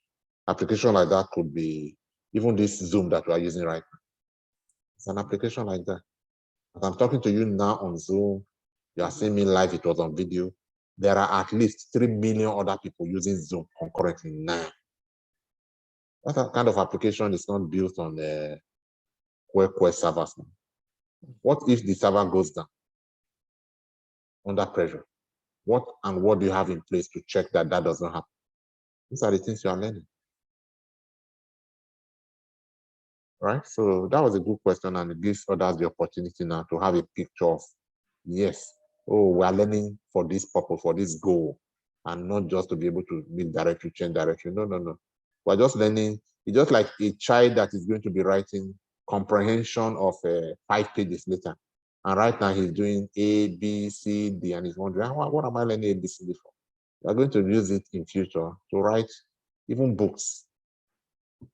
We are learning make directory, change directory in order to be able to. That means this, at the end of the day, that means it can still kind of enlighten us a little bit, and like this there are some courses some people like I see online sometimes they say building learn how to build free app with coding. I don't know if is it related with coding too? No. Okay, coding is way different. Mm-hmm. Okay. Mm-hmm. So coding will be like you are at the engine. Coding will be like the people who build the seats, who build the headlamps, and then bring it to you to attach to bring. But you are the engine. Okay.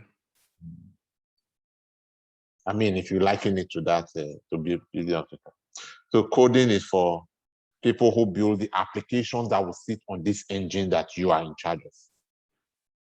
The whole reason you are building a house is so that you can have a place to put your properties and to live. And so the whole reason you are building this engine is to have a place to house your application. So the people who build those applications, they are the coding people. Okay. But after they build it, where do they house them? Where do they put them so that the application can run in the way that Zoom is running? Your Linux machine, your Linux server that you are building. So one person builds the server, they are called, within the context of what you are learning, they are called solutions architects. And then another person writes and builds the solution, writes codes and builds the solution. Those people are called solution developers. Okay.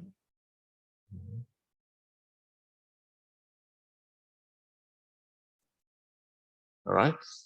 But again, we cannot, since we're already here, let's just be taking it step by step to make more sense. But I just wanted to give you the picture of this is where we are going. So, okay. And as we are doing the assignments one by one, at the end of this month, by the end of this month, You should, okay. You should make some kind of sense. And then by the time you get to cloud, I mean, the higher you go from here, the more sense it makes. But it should make enough sense right now. I mean, at the end of this month, so that even if you wanted to get a job with Linux, you should be able to interact at a level where everything we have done makes sense. Not just, can you do this? No. Why are you doing it? What is the place of what you are doing in the whole of this holistic view? That's important. All right, so who else has question? All right, so who can help me now? Who understands at least in your whatever way you can explain it? What is the place of Linux now? Why are we doing Linux? What kind of goal? Vaguely, because you don't understand it in detail. Do you expect that we should attain together at the end of it? Great solutions. To architect environments where solutions can be deployed. We don't really create the solutions. We by architect, I mean we build the engine, we build the servers. Yeah, that's the real word. We build servers. That's the key thing. You mentioned we build servers where where you can work with application developers to implement or to, what's the word for implement? To make available to customers the application that they have created. Right, good try, good attempt. Any other person? What do we expect to learn? I mean, to have achieved at the end of Linux?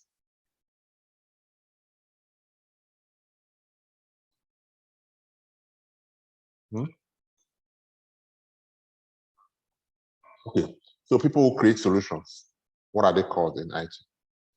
People who create software solutions, or people who use software to write codes that will solve real life problems in form of give solutions to real life problems. What are they called?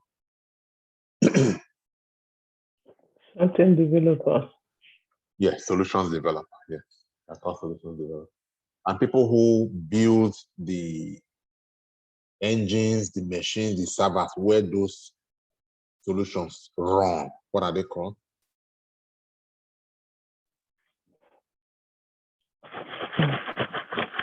So the architectural developers. Solutions architects. So, okay, solution architect. Okay. Yes, solutions architects. And Linux is the core of solutions architect. The next thing after Linux will be cloud, resources in cloud. You learn how to put those resources together so that those people can put their solution. But we all work hand in hand, whether you are from software developer, you are a Scrum person, you are a BA person. These are just different arms of IT. And this is not a one-man work. One man cannot make $4 billion or even 1 trillion. I mean, these high figures we hear and you say, it's not this small business that's bringing all this money. So it's not one man. Like 500 people, 1,000 people, 5,000 people working. They are not all solutions architects. They are not all solution developers. They are a mixture of different arms of IT working together. So that's how they work.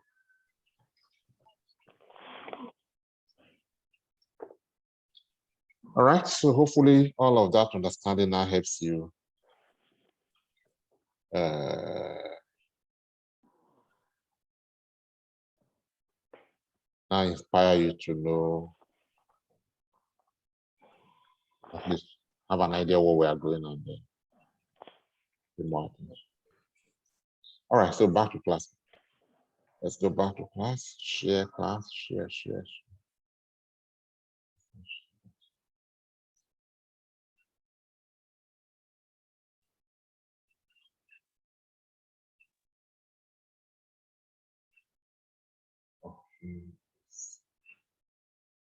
Okay, so we're done with those questions. Now let's go and configure. Of these 3 files, the most important one is the if config. That's why I highlighted it. Let's go and configure that one. For the first time, let's enter a configuration file. So this IP address now that we just brought up here, we did not assign it. Did we assign it? It just came up by itself, right? We just switched up. We just turned up the interface and it came up. So since we did not assign that IP address, it came up by itself. What kind of IP address was that? Static IP address. Dynamic. It's dynamic IP address. If we Dynamic, assigned it, yeah. it would have been static. We did not assign it. So now, dynamic IP address is not really very reliable. Suppose next time we come to do all of this, because it's dynamic, so the address is going to, it's likely to change next time, especially if we're on the internet. You keep changing. So let us go and assign a static IP address so that we know that permanently these are the IP addresses for the systems. All right, so let's go now. Let's go assign dynamic IP address. Assign dynamic IP address. There's a configuration file. First of all, what are we? We're in ARK, and then we are root. Okay, let's still work with as root. So cd root ls -l. All configuration files of the system, they are stored in a directory called X. All right. So in addition to the directory called home, which we have been using, where's home now? Which we have been using and which we have our home directory, ARK. In addition to that directory, we now also know that there's another directory called etc.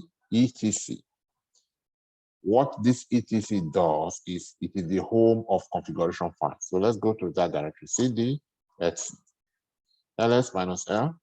Wow, there are so many files. First of all, how many files do we have here? I can do ls -l, and then I do something called wc, word count, pipe word count. All right, just a switch. And then it tells me that I have 275 lines here. All right, so many lines scrolled off the screen that you could not even see. All right, then this number of word count per line, I think there's a command word count -l. So that means just give me the line, don't give me the number of characters and the number of words, just the number of lines. So it tells me I have the listing of the content of Etsy is 275 lines. All right, if I wanted to see all of them one by one, what's the command to use? I'll do lc -lc, then I'll do what? What's that command? More, right? So it's page by page. Okay, I've seen all of that one. I press my space bar. Okay, I've seen all of that. I press my space bar and so on until I see everything. 235 lines. So it's going to take a while. All right. Confusing? Are you still copying? No, we're introducing new terms. All right. The command is ls -l. We already know that. But if something is scrolling off the screen, you could do pipe less. This sign is called pipe. Pipe more or pipe less. It just gives you the chance to use a space bar to show everything one by page by page, instead of letting them scroll off the screen. All right. That's why I prefer to use more. Although they do virtually the same thing, the more will let me, with more I can just terminate. This one I've not used this new one. So how do you terminate? Q, okay. Okay, Q is it. All right. But I'm looking for a particular file here. The file is called network scripts. Let me show you. Look at the file.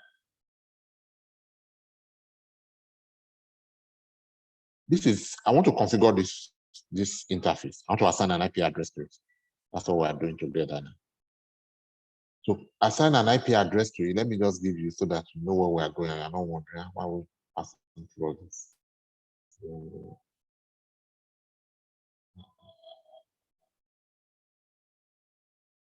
okay, here, this is where we are going. That's not even the full part.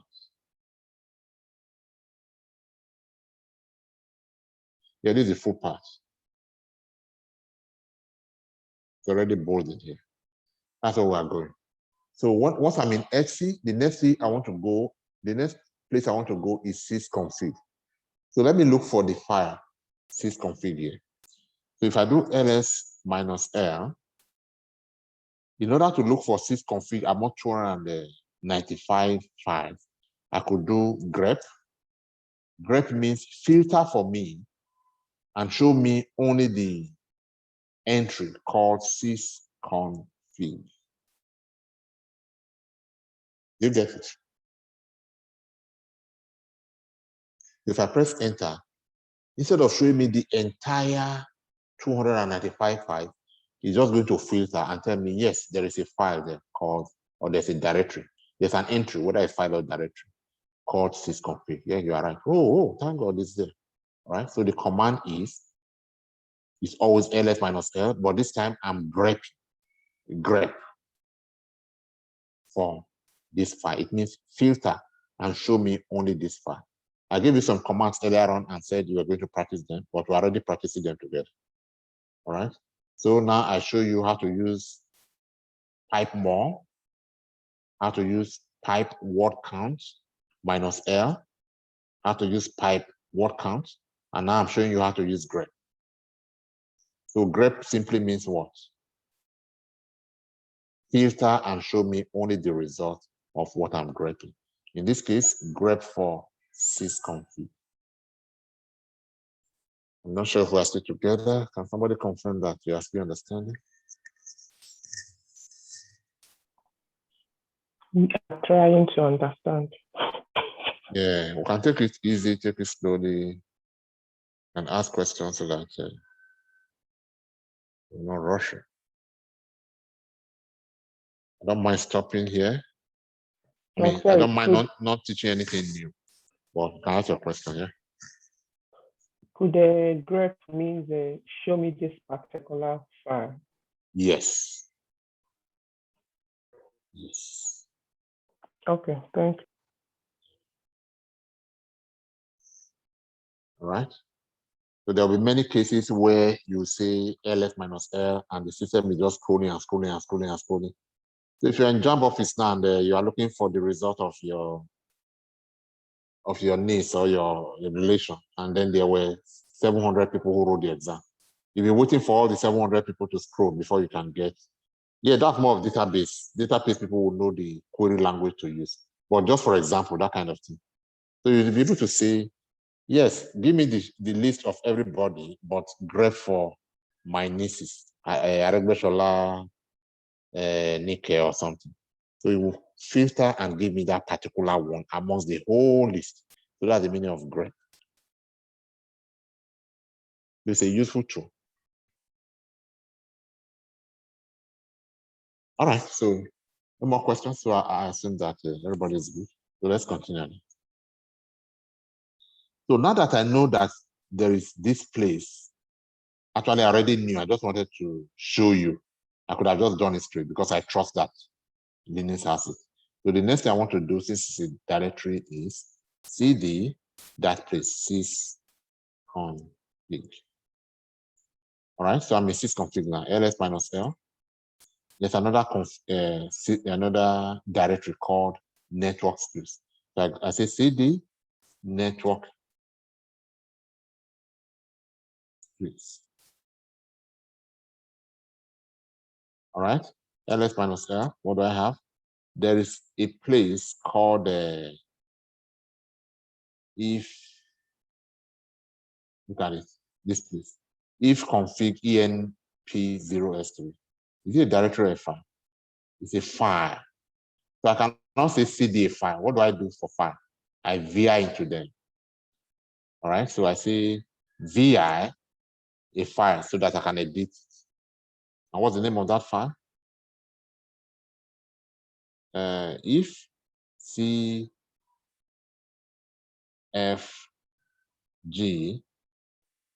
then ENP0S3. Well, I happen to have used it a couple of times. That's why I remember it. Otherwise, you just copy this, and then you come copy. Certainly. Yeah. How do we differentiate between a file and a directory from all the list that is showing? Okay, so let me look for them. Everything here they are files. Okay, look at this. This guy is a directory. This is me highlighting the D. So that's how I know that this is a directory. But this one has no D, it's just minus. That's a file. So anyone that has minus is a file. Anyone that has D is a directory. That's how I know. Okay, thank you. All right.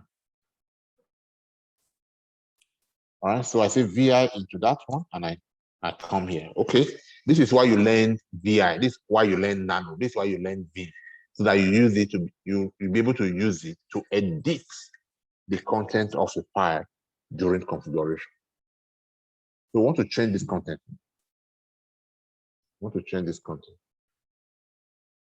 Here is saying that what we have here is DHCP. Why did we come here? We want to say we don't want DHCP, we want static. So that's the reason we came here. So the best thing to do that most trainers and most books do is to say, instead of trying to learn all of this one by one, the meaning is to completely delete the whole content here. So that you now have a blank space to enter a new configuration file. All right, so we have a clean sheet. So in this clean sheet, let us now enter the configuration file the way we understand it. This is going to be your work. Most of the time, your work is to edit configuration file and make the Linux server behave exactly you want, the way your company wants to create it.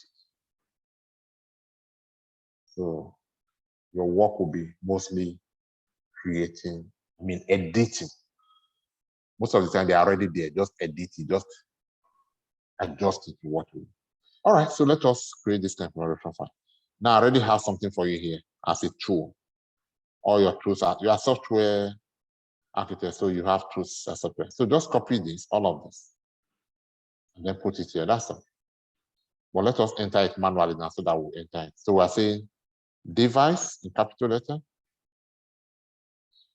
This device that we are configuring is the interface ENP0S3. Do you remember that interface? That interface is the host-only adapter interface that we want to assign the static IP address to. And then the next we want to say is on boot. You don't have to memorize this note. You have this note. I hope you know that as engineers, you don't have to memorize these things, that these tools are all over the internet. They are here and there. So it might be a good idea for you to have a note where you gather like your toolbox. These are your tools. These are your tools. Yeah, some of them you use so frequently, you get used to them, but they are not things that you're expected to carry in your head all the time. Python and programmers, especially Python programmers, if you ask them, most of them don't even remember anything, but they write codes. Even my 14-year-old daughter writes codes. Not because she's an expert, she doesn't even know anything about codes, but she has game online. So she just goes to YouTube, goes here, goes there, copy here, copy there, edit and put it there, and they work. And she doesn't know anything about coding. So most people are like that. So don't be scared to say, I don't remember that thing, I have it in my notes. No. Everybody always have places they refer to. Okay? YouTube, forum, page service here, and so on and so forth. All right? So note that it's not a sin. And especially at this level, you are not expected to know, to memorize these things. All right, so let's come back here. So we say on boot, yes. What does that mean? It means anytime you are starting this system is restarting, this thing should be active. It's more like a system CTL enable. All right, what's the next thing?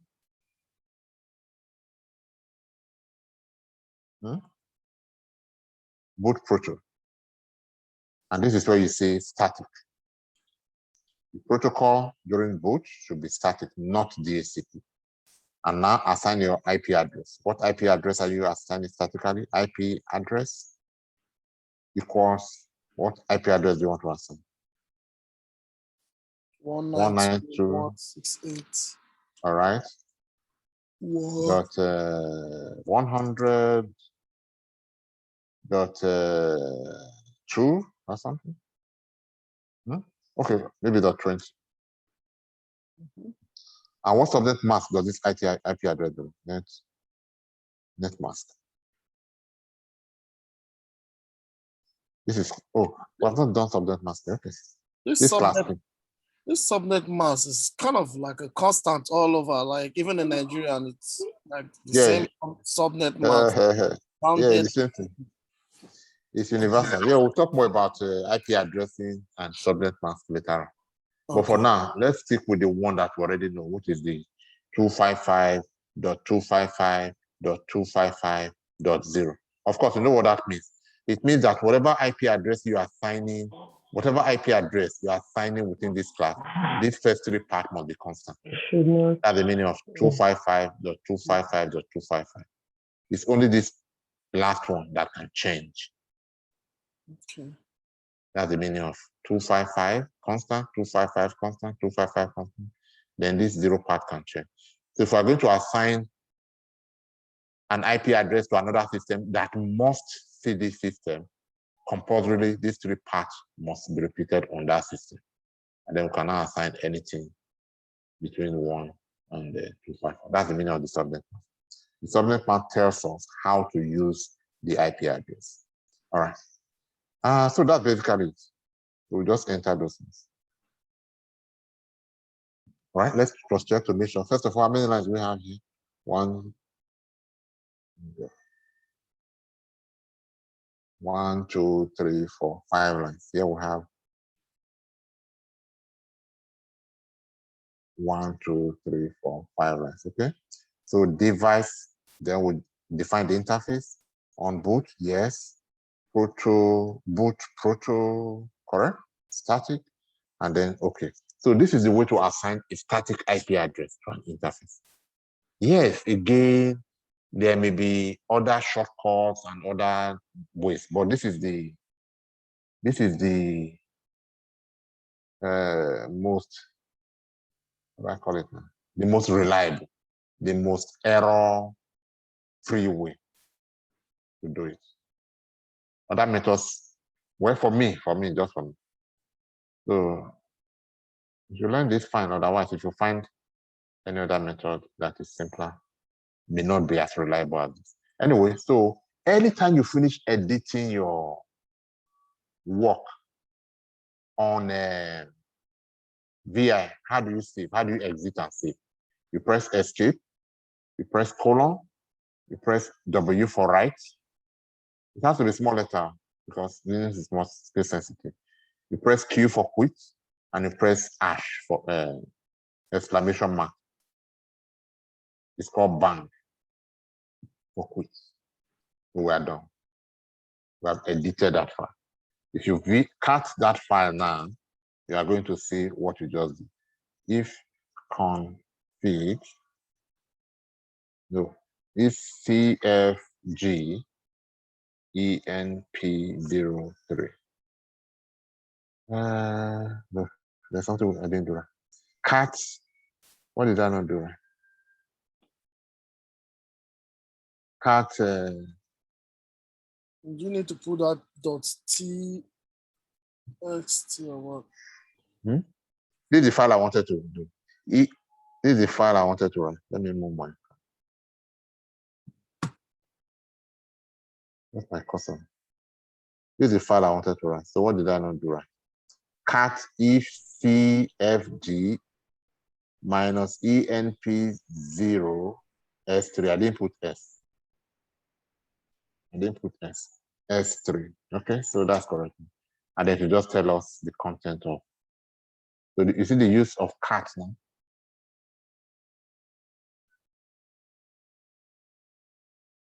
Are you still with us? Are we still together? Yeah, we're together. Okay. So what have we just done? We just edit. We just assigned an IP or edit yes. the IP address. Yes, we just assign the static IP address by editing the appropriate configuration file. The configuration file for the interface ENP0S3. We just edited it and then we save the configuration file. Now, there's something. Every time you change a configuration file, every time you change the configuration file, the system is not aware. In fact, ask the system now, what is your IP address? Ask the system, what is your IP address? If config. It's still going to tell you that my IP address is, where is that? Look at it. Is this the IP address we assigned? No, this is not the IP address we assigned. Look at the IP address we assigned. Look at the IP address we assigned. 192.168.100.20. And we're asking the system, what's your IP address? And it's giving us 192.168.56.102. Now, every time we change a configuration file, the system is not aware that we have changed the configuration file. To make the system aware and use the new settings in the configuration file, we must restart the system. And the way to restart the system is to say system, we're entering Linux, system CTL restart, then the name of the service for which you did that configuration. The reason we are doing this configuration is for network. So we're going to say system CTL restart network. Network.service.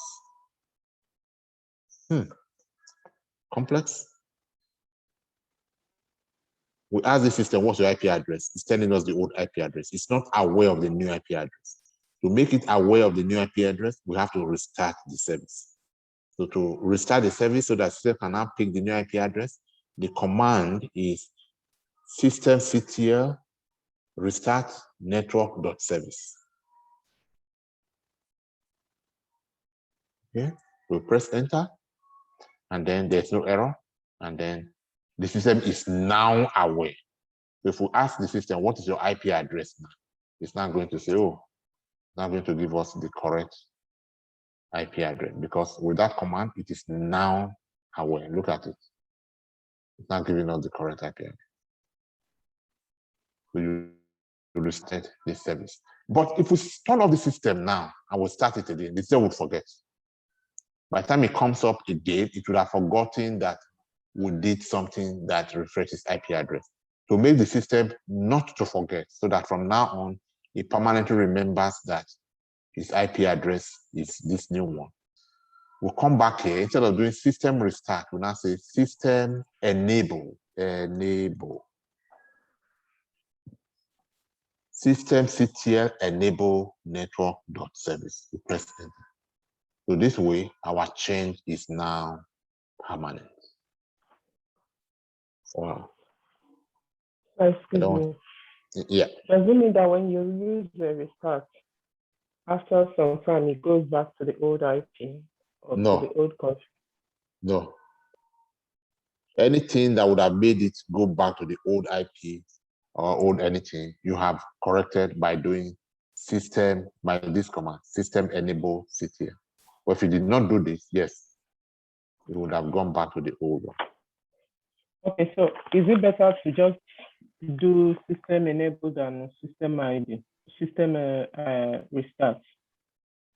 Both of them, you need both of them. They do these different things. The system, where's that one? The system restart. Yeah, systemctl restart says, I have made changes, go and grab the change. And then the systemctl enable says, this change that you have grabbed, make it permanent. Hold on to it, don't lose it. Okay, thanks. Yeah. Are people still in class? Let me see. Oh, 10 people in class. Okay. Linux must be really hard.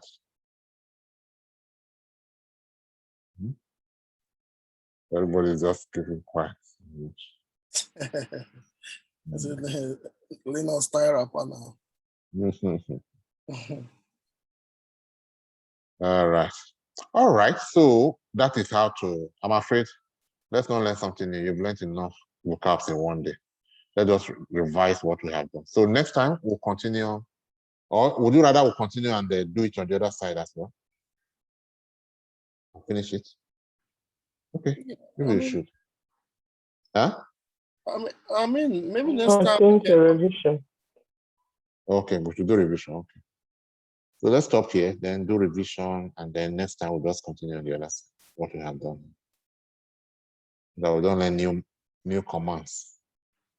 I don't want to learn too many commands anymore. All right, so by way of revision, we see that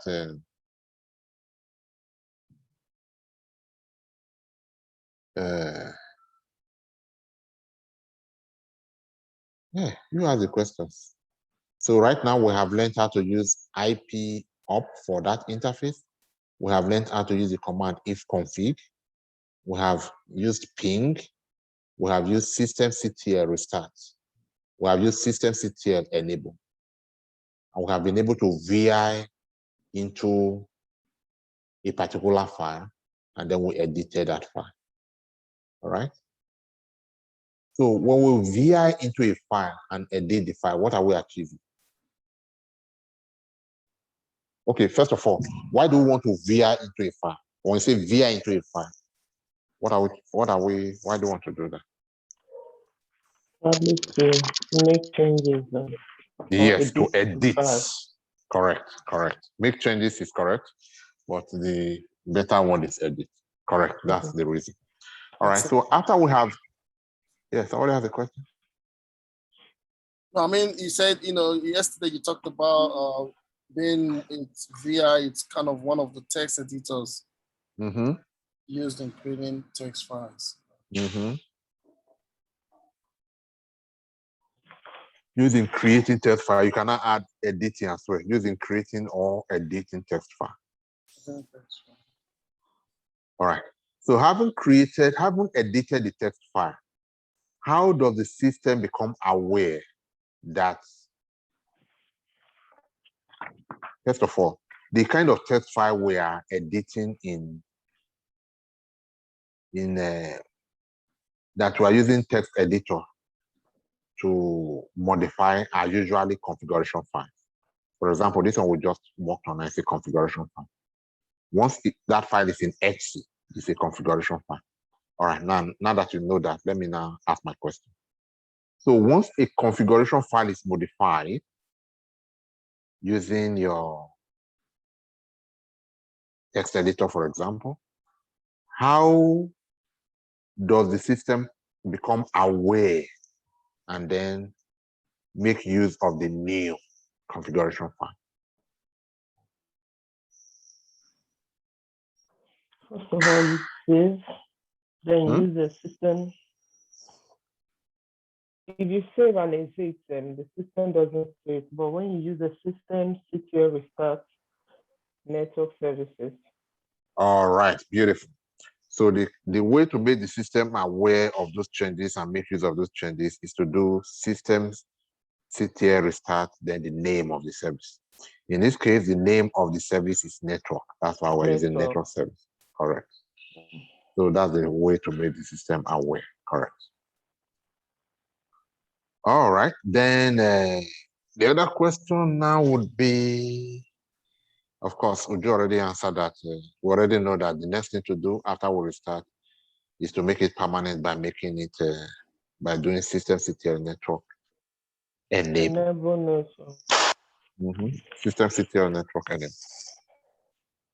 Sorry, systemctl network. Yeah, you are right.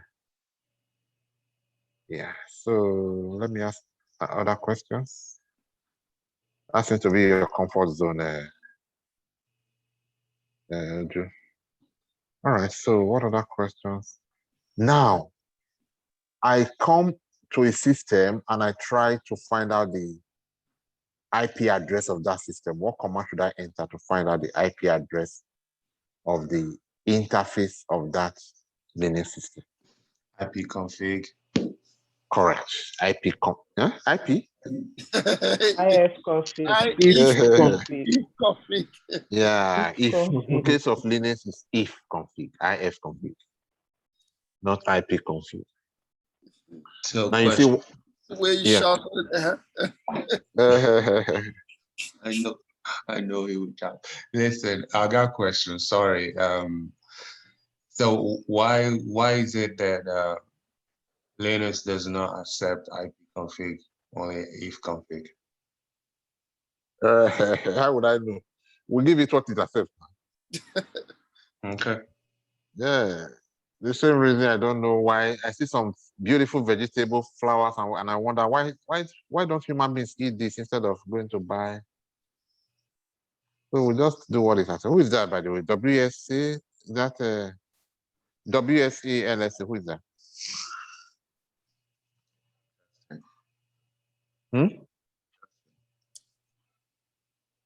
What is who is that? Who is WS? Where is this man, by the way? I keep forgetting this name.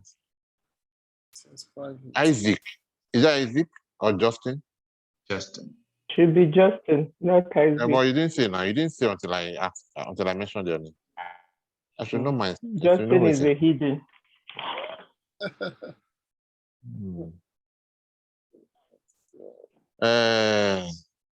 Isaac is not here.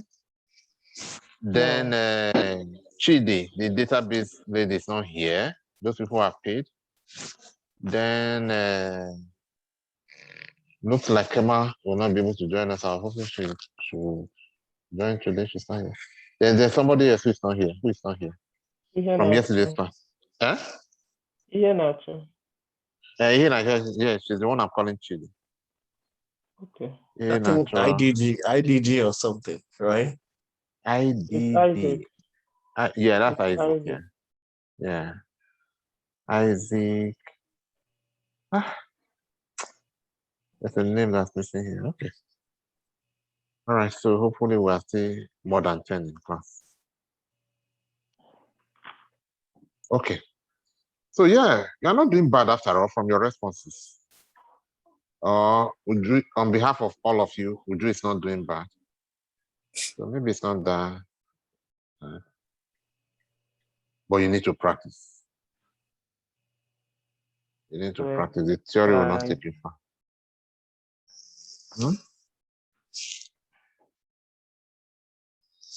The theory will not take you far. If you don't practice, even with practice, it takes time to stick.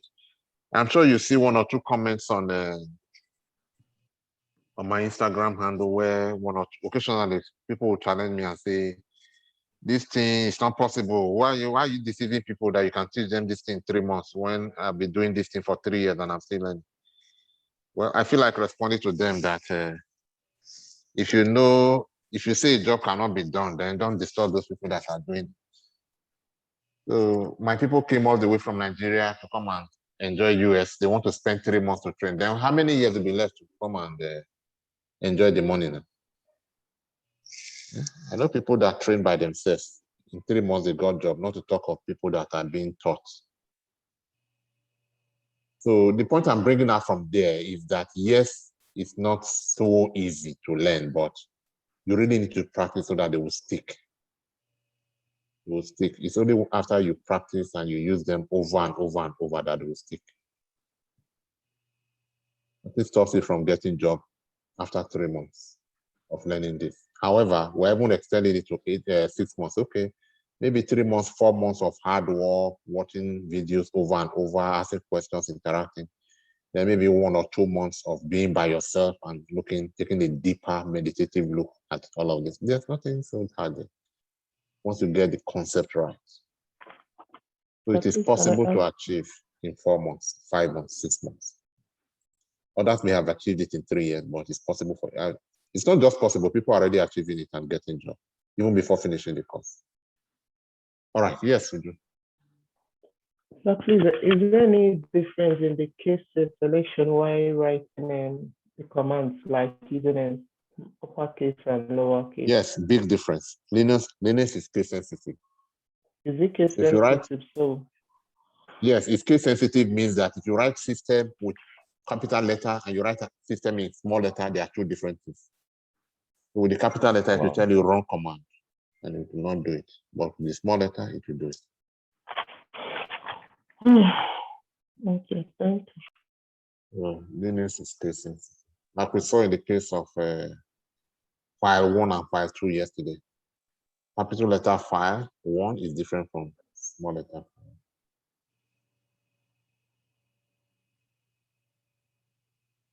No practice at all. That kind of question you should learn by practicing. Just do it by yourself.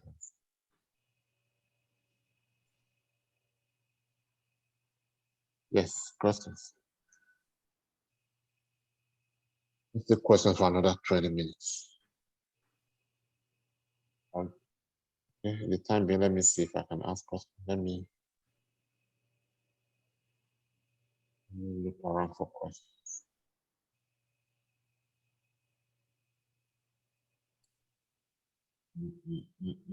Tar. What do you use tar command? What would tar command be used?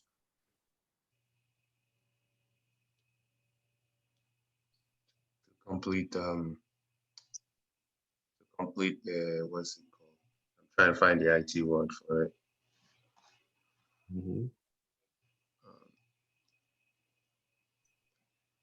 Yeah, anybody? Why somebody is looking for the word? Anybody?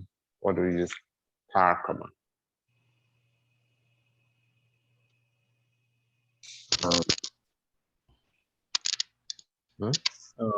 Making all files into one.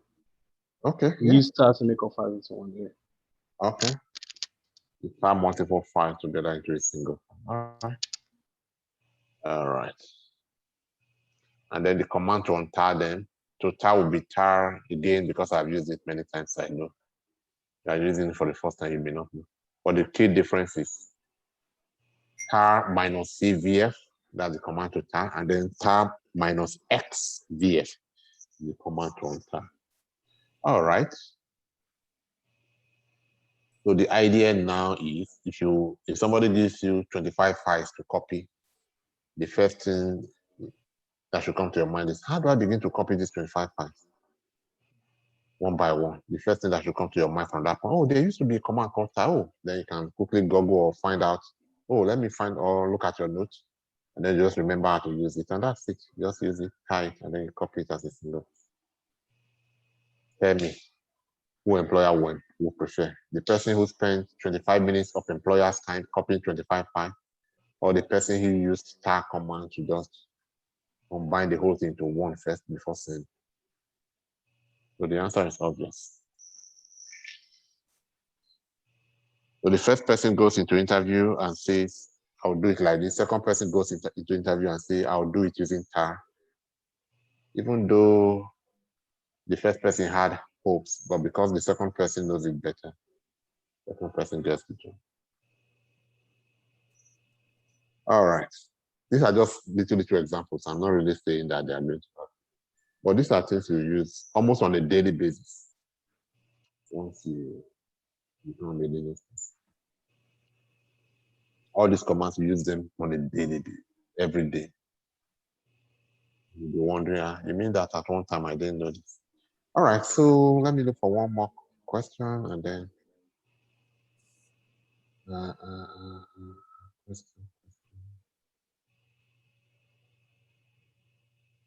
okay, so now everybody should try and say something here. The general question. Again, I've answered that before, and it was just a one answer, one word answer. But this time, let's see if we can get a one sentence answer. What do you think is expected of you? At this level, I know you are not deep into Linux here, but from your understanding of what we have done so far, what do you think is expected of you as a Linux system administrator?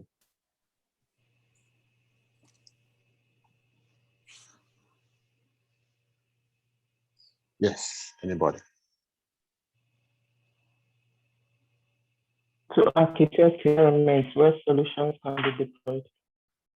Yes, very correct. But I'm not comfortable with you just, you are correct, but I need you to put some flesh to make me feel that you did not just memorize that, you did not, that you really know what it means. So, you know what I mean? Throw more light on that. Explain what you mean. To create an environment where solution developers can bring in their solutions. Yeah, it's the same thing you are saying. So what do you mean when you say create environment, for example? Like coding or something. I can't remember the word you used. No, it's not the word I used, though. I'm saying your own understanding. So using the words that I use, they are my words now. So definitely I'll be impressed when you use them. But what's your own understanding of that term? Somebody should help here. So I would say like to edit the configuration file. Okay. To build servers. Yeah, to build servers is more likely. But what do you do when you build servers? I want to see building servers or involve this. So amongst those, in those lists that you mentioned, if you now mention one of the tasks is editing configuration file, yes, that's really telling me, yes, that's more like, yes. Mentioning that is really tells me that you know what you're talking about. But what else? To use commands, bring in solutions. Double Joe, you have not said anything today. Julius, are you there? Sam, you're me. Yeah, I'm here. What about configuring the system to operate in the way that you want it? What is the way that you want it? Solution architect. Yeah, solution architecting. What does it involve? I know you don't know everything about solution architecting now, but somebody mentioned that solution architecting involves editing configuration files. Yeah, that's correct, and it shows that that person knows what he's saying. I need more of that kind of contribution. At least, what do you think at this level you should be able to do as this high-level solutions architect? So everything you have said is good, but they are just English. Now, what I'm trying to, no, they are not just English, they're actually good. They are good. But I'm trying to find out whether you were tutored, whether you were lectured with that to just come and pass the interview, or whether you have actually done pieces of work here and there relating to what you said. That's what I'm trying to find now. It's not like your answers are wrong. Okay, the person who said editing configuration files. Have you edited any configuration file before? Remember that it's interview, so you're asking me like you have interview. Yes, we just did it now. So what configuration file did you configure? That person. Who is that person? It's Abiodun. Abiodun.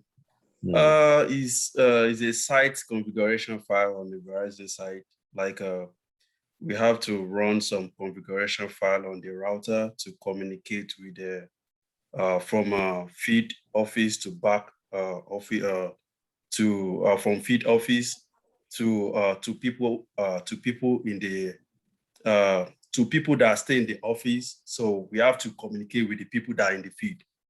So there are some configuration file that we have to run so that those equipment can communicate with each other. So if there is an error in the IP address or something, we have to edit it before we run the files. So that's what I've done. Oh, okay. Okay, I didn't even know you had done that. I wasn't really talking from the perspective of your work. I was talking about what we did in class today, whether Okay, but it's good Yeah, to know I that see you did it. something related to it. That's why I talk about No, editing. that one is networking. That's what you just did now is Cisco configuration file for networking for Cisco routers and Cisco switches to establish connectivity. Yeah. Yeah, it's okay. It's okay. It's okay. Yeah, it's okay. It's okay. But now, if we remove network, if we remove routers from it, I will come back to normal Linux servers. Can you share any networking, any configuration file editing that you have done? No. Yes, I just did the network services configuration. That's not what you IP. did at interview. Would you tell me what you did? Not the one we just. Okay, we're What did able we to do? change to configure or to edit an IP address from a dynamic to static IP address. Okay, yeah, that's fine. That's beautiful. Well said. Well said. Very well said. So that's a very good example of configuring editing a configuration file. Right now, you don't know the exact name of that configuration file, but it was about configuring the interface file for your local area network. Beautiful. Yes, that's one. Or maybe that's about the other one. So those are the kind of tasks that a Linux server administrator, or more specific, yeah. For now, let's just stick with Linux server administrator. This architect that I was introducing earlier on was just for the purpose of explanation, even though it's relevant, but I don't want to. Let's stick with the title of system admin. Yes, Julius, what did you say? So we say that Linux is like back-end IT specialist that install, configure, and maintain the operating systems.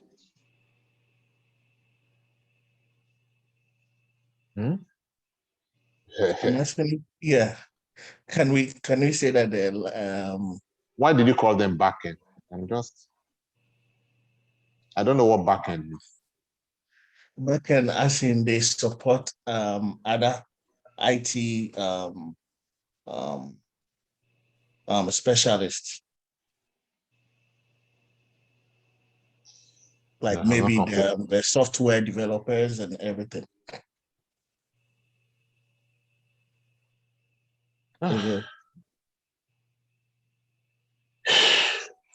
Julius, pardon me. But that's sounding more to me like you are reading it. It's not really sounding like it's coming from. I'm not able to say. Okay. Yes. Or if you explain it in your own terms, rather than this big words, back end specialist. What do you mean by back?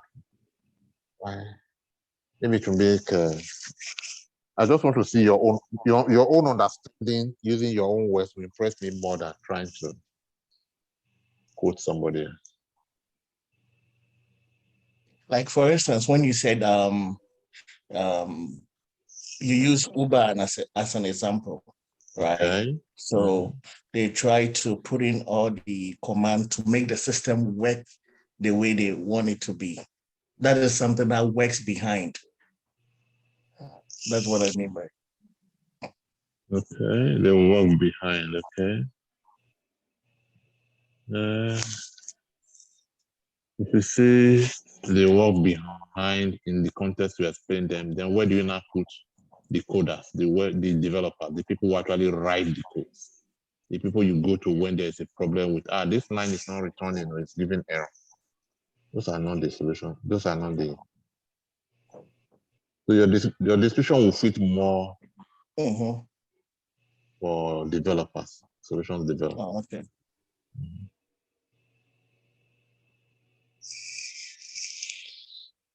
Okay, so any other contribution? All right, so we'll come back to this question again after you have learned services with Linux. I'll ask you this question. Okay, now that you have learned all of this, what is the place of, but so far with the little that we have done, the best answer was the person who referred to the configuration, the editing of the configuration file. That person is the person who shows that, yes, he had something to do. Was that Abiodun coincidentally?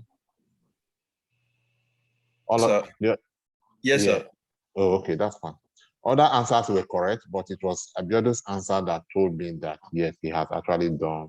And incidentally, has actually done it. That's how he was able to. You see what I mean?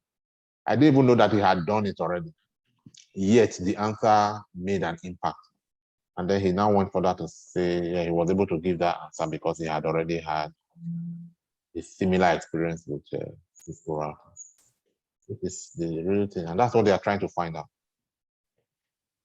That's what, have you had a similar experience? Maybe not necessarily with Cisco routers, even if it's just with the one we are doing in class so far. So I expect that you're able to mention it like Uju will refer to, we just did it, then yeah, you'll be able to refer to them.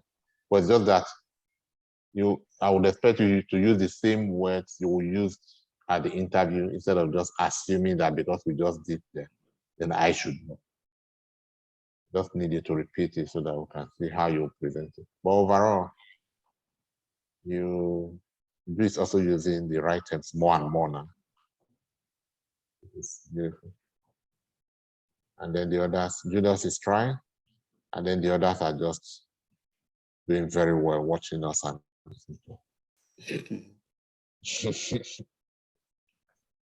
all right. So that will be it for today, right? Enough to read, enough to practice. You don't have to have the video to practice. Just spin up. I mean, for people who have not paid fully and don't have access to videos yet, spin up your server and begin to practice the commands. Now you have part of the note. You don't really, just begin to practice. CD, MD, DR, you know, just begin to practice here and there. Follow the notes. So don't let that stop you from practicing.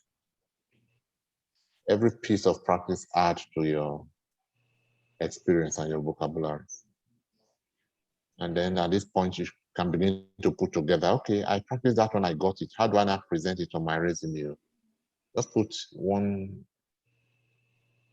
frame, put the words together and see how that can fit into your resume. Maybe you want to say ability to set up VM, multiple VM machines within an Oracle VM box, load,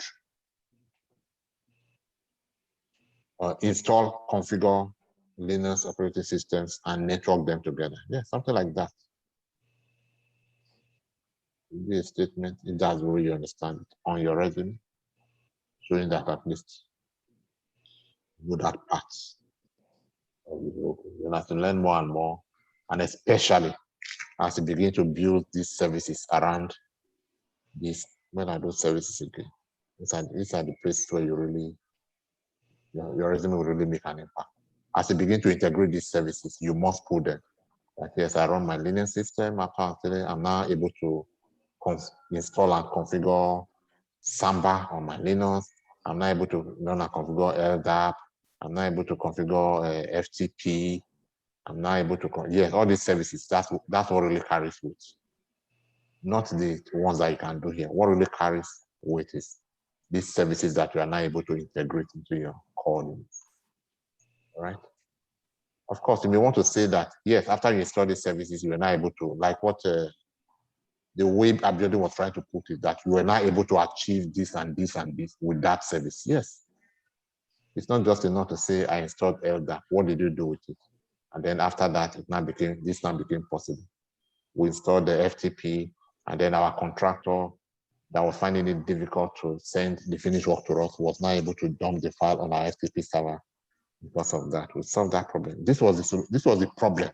And then I installed FTP on my Linux server and we solved that problem. That's how your resume should be, right? This was the problem. And then we did this, and then it solved the problem. So you'll be installing many services. Amongst them, NFS service. So it must be in your resume. And then Samba service must be in your resume. And then another very, very important part that people are not so good at, managing your storage with within Linux. That also must be in your resume. So 1, 2, 3, 4, 5, 6 different projects that you have executed, deploying these services to solve problems. That should be enough, as long as you can define them. It's not just the beauty of the resume. You can define them to say this was exactly what I did. Then you are good. All right, so as we keep learning, watch out for those things so that you can integrate.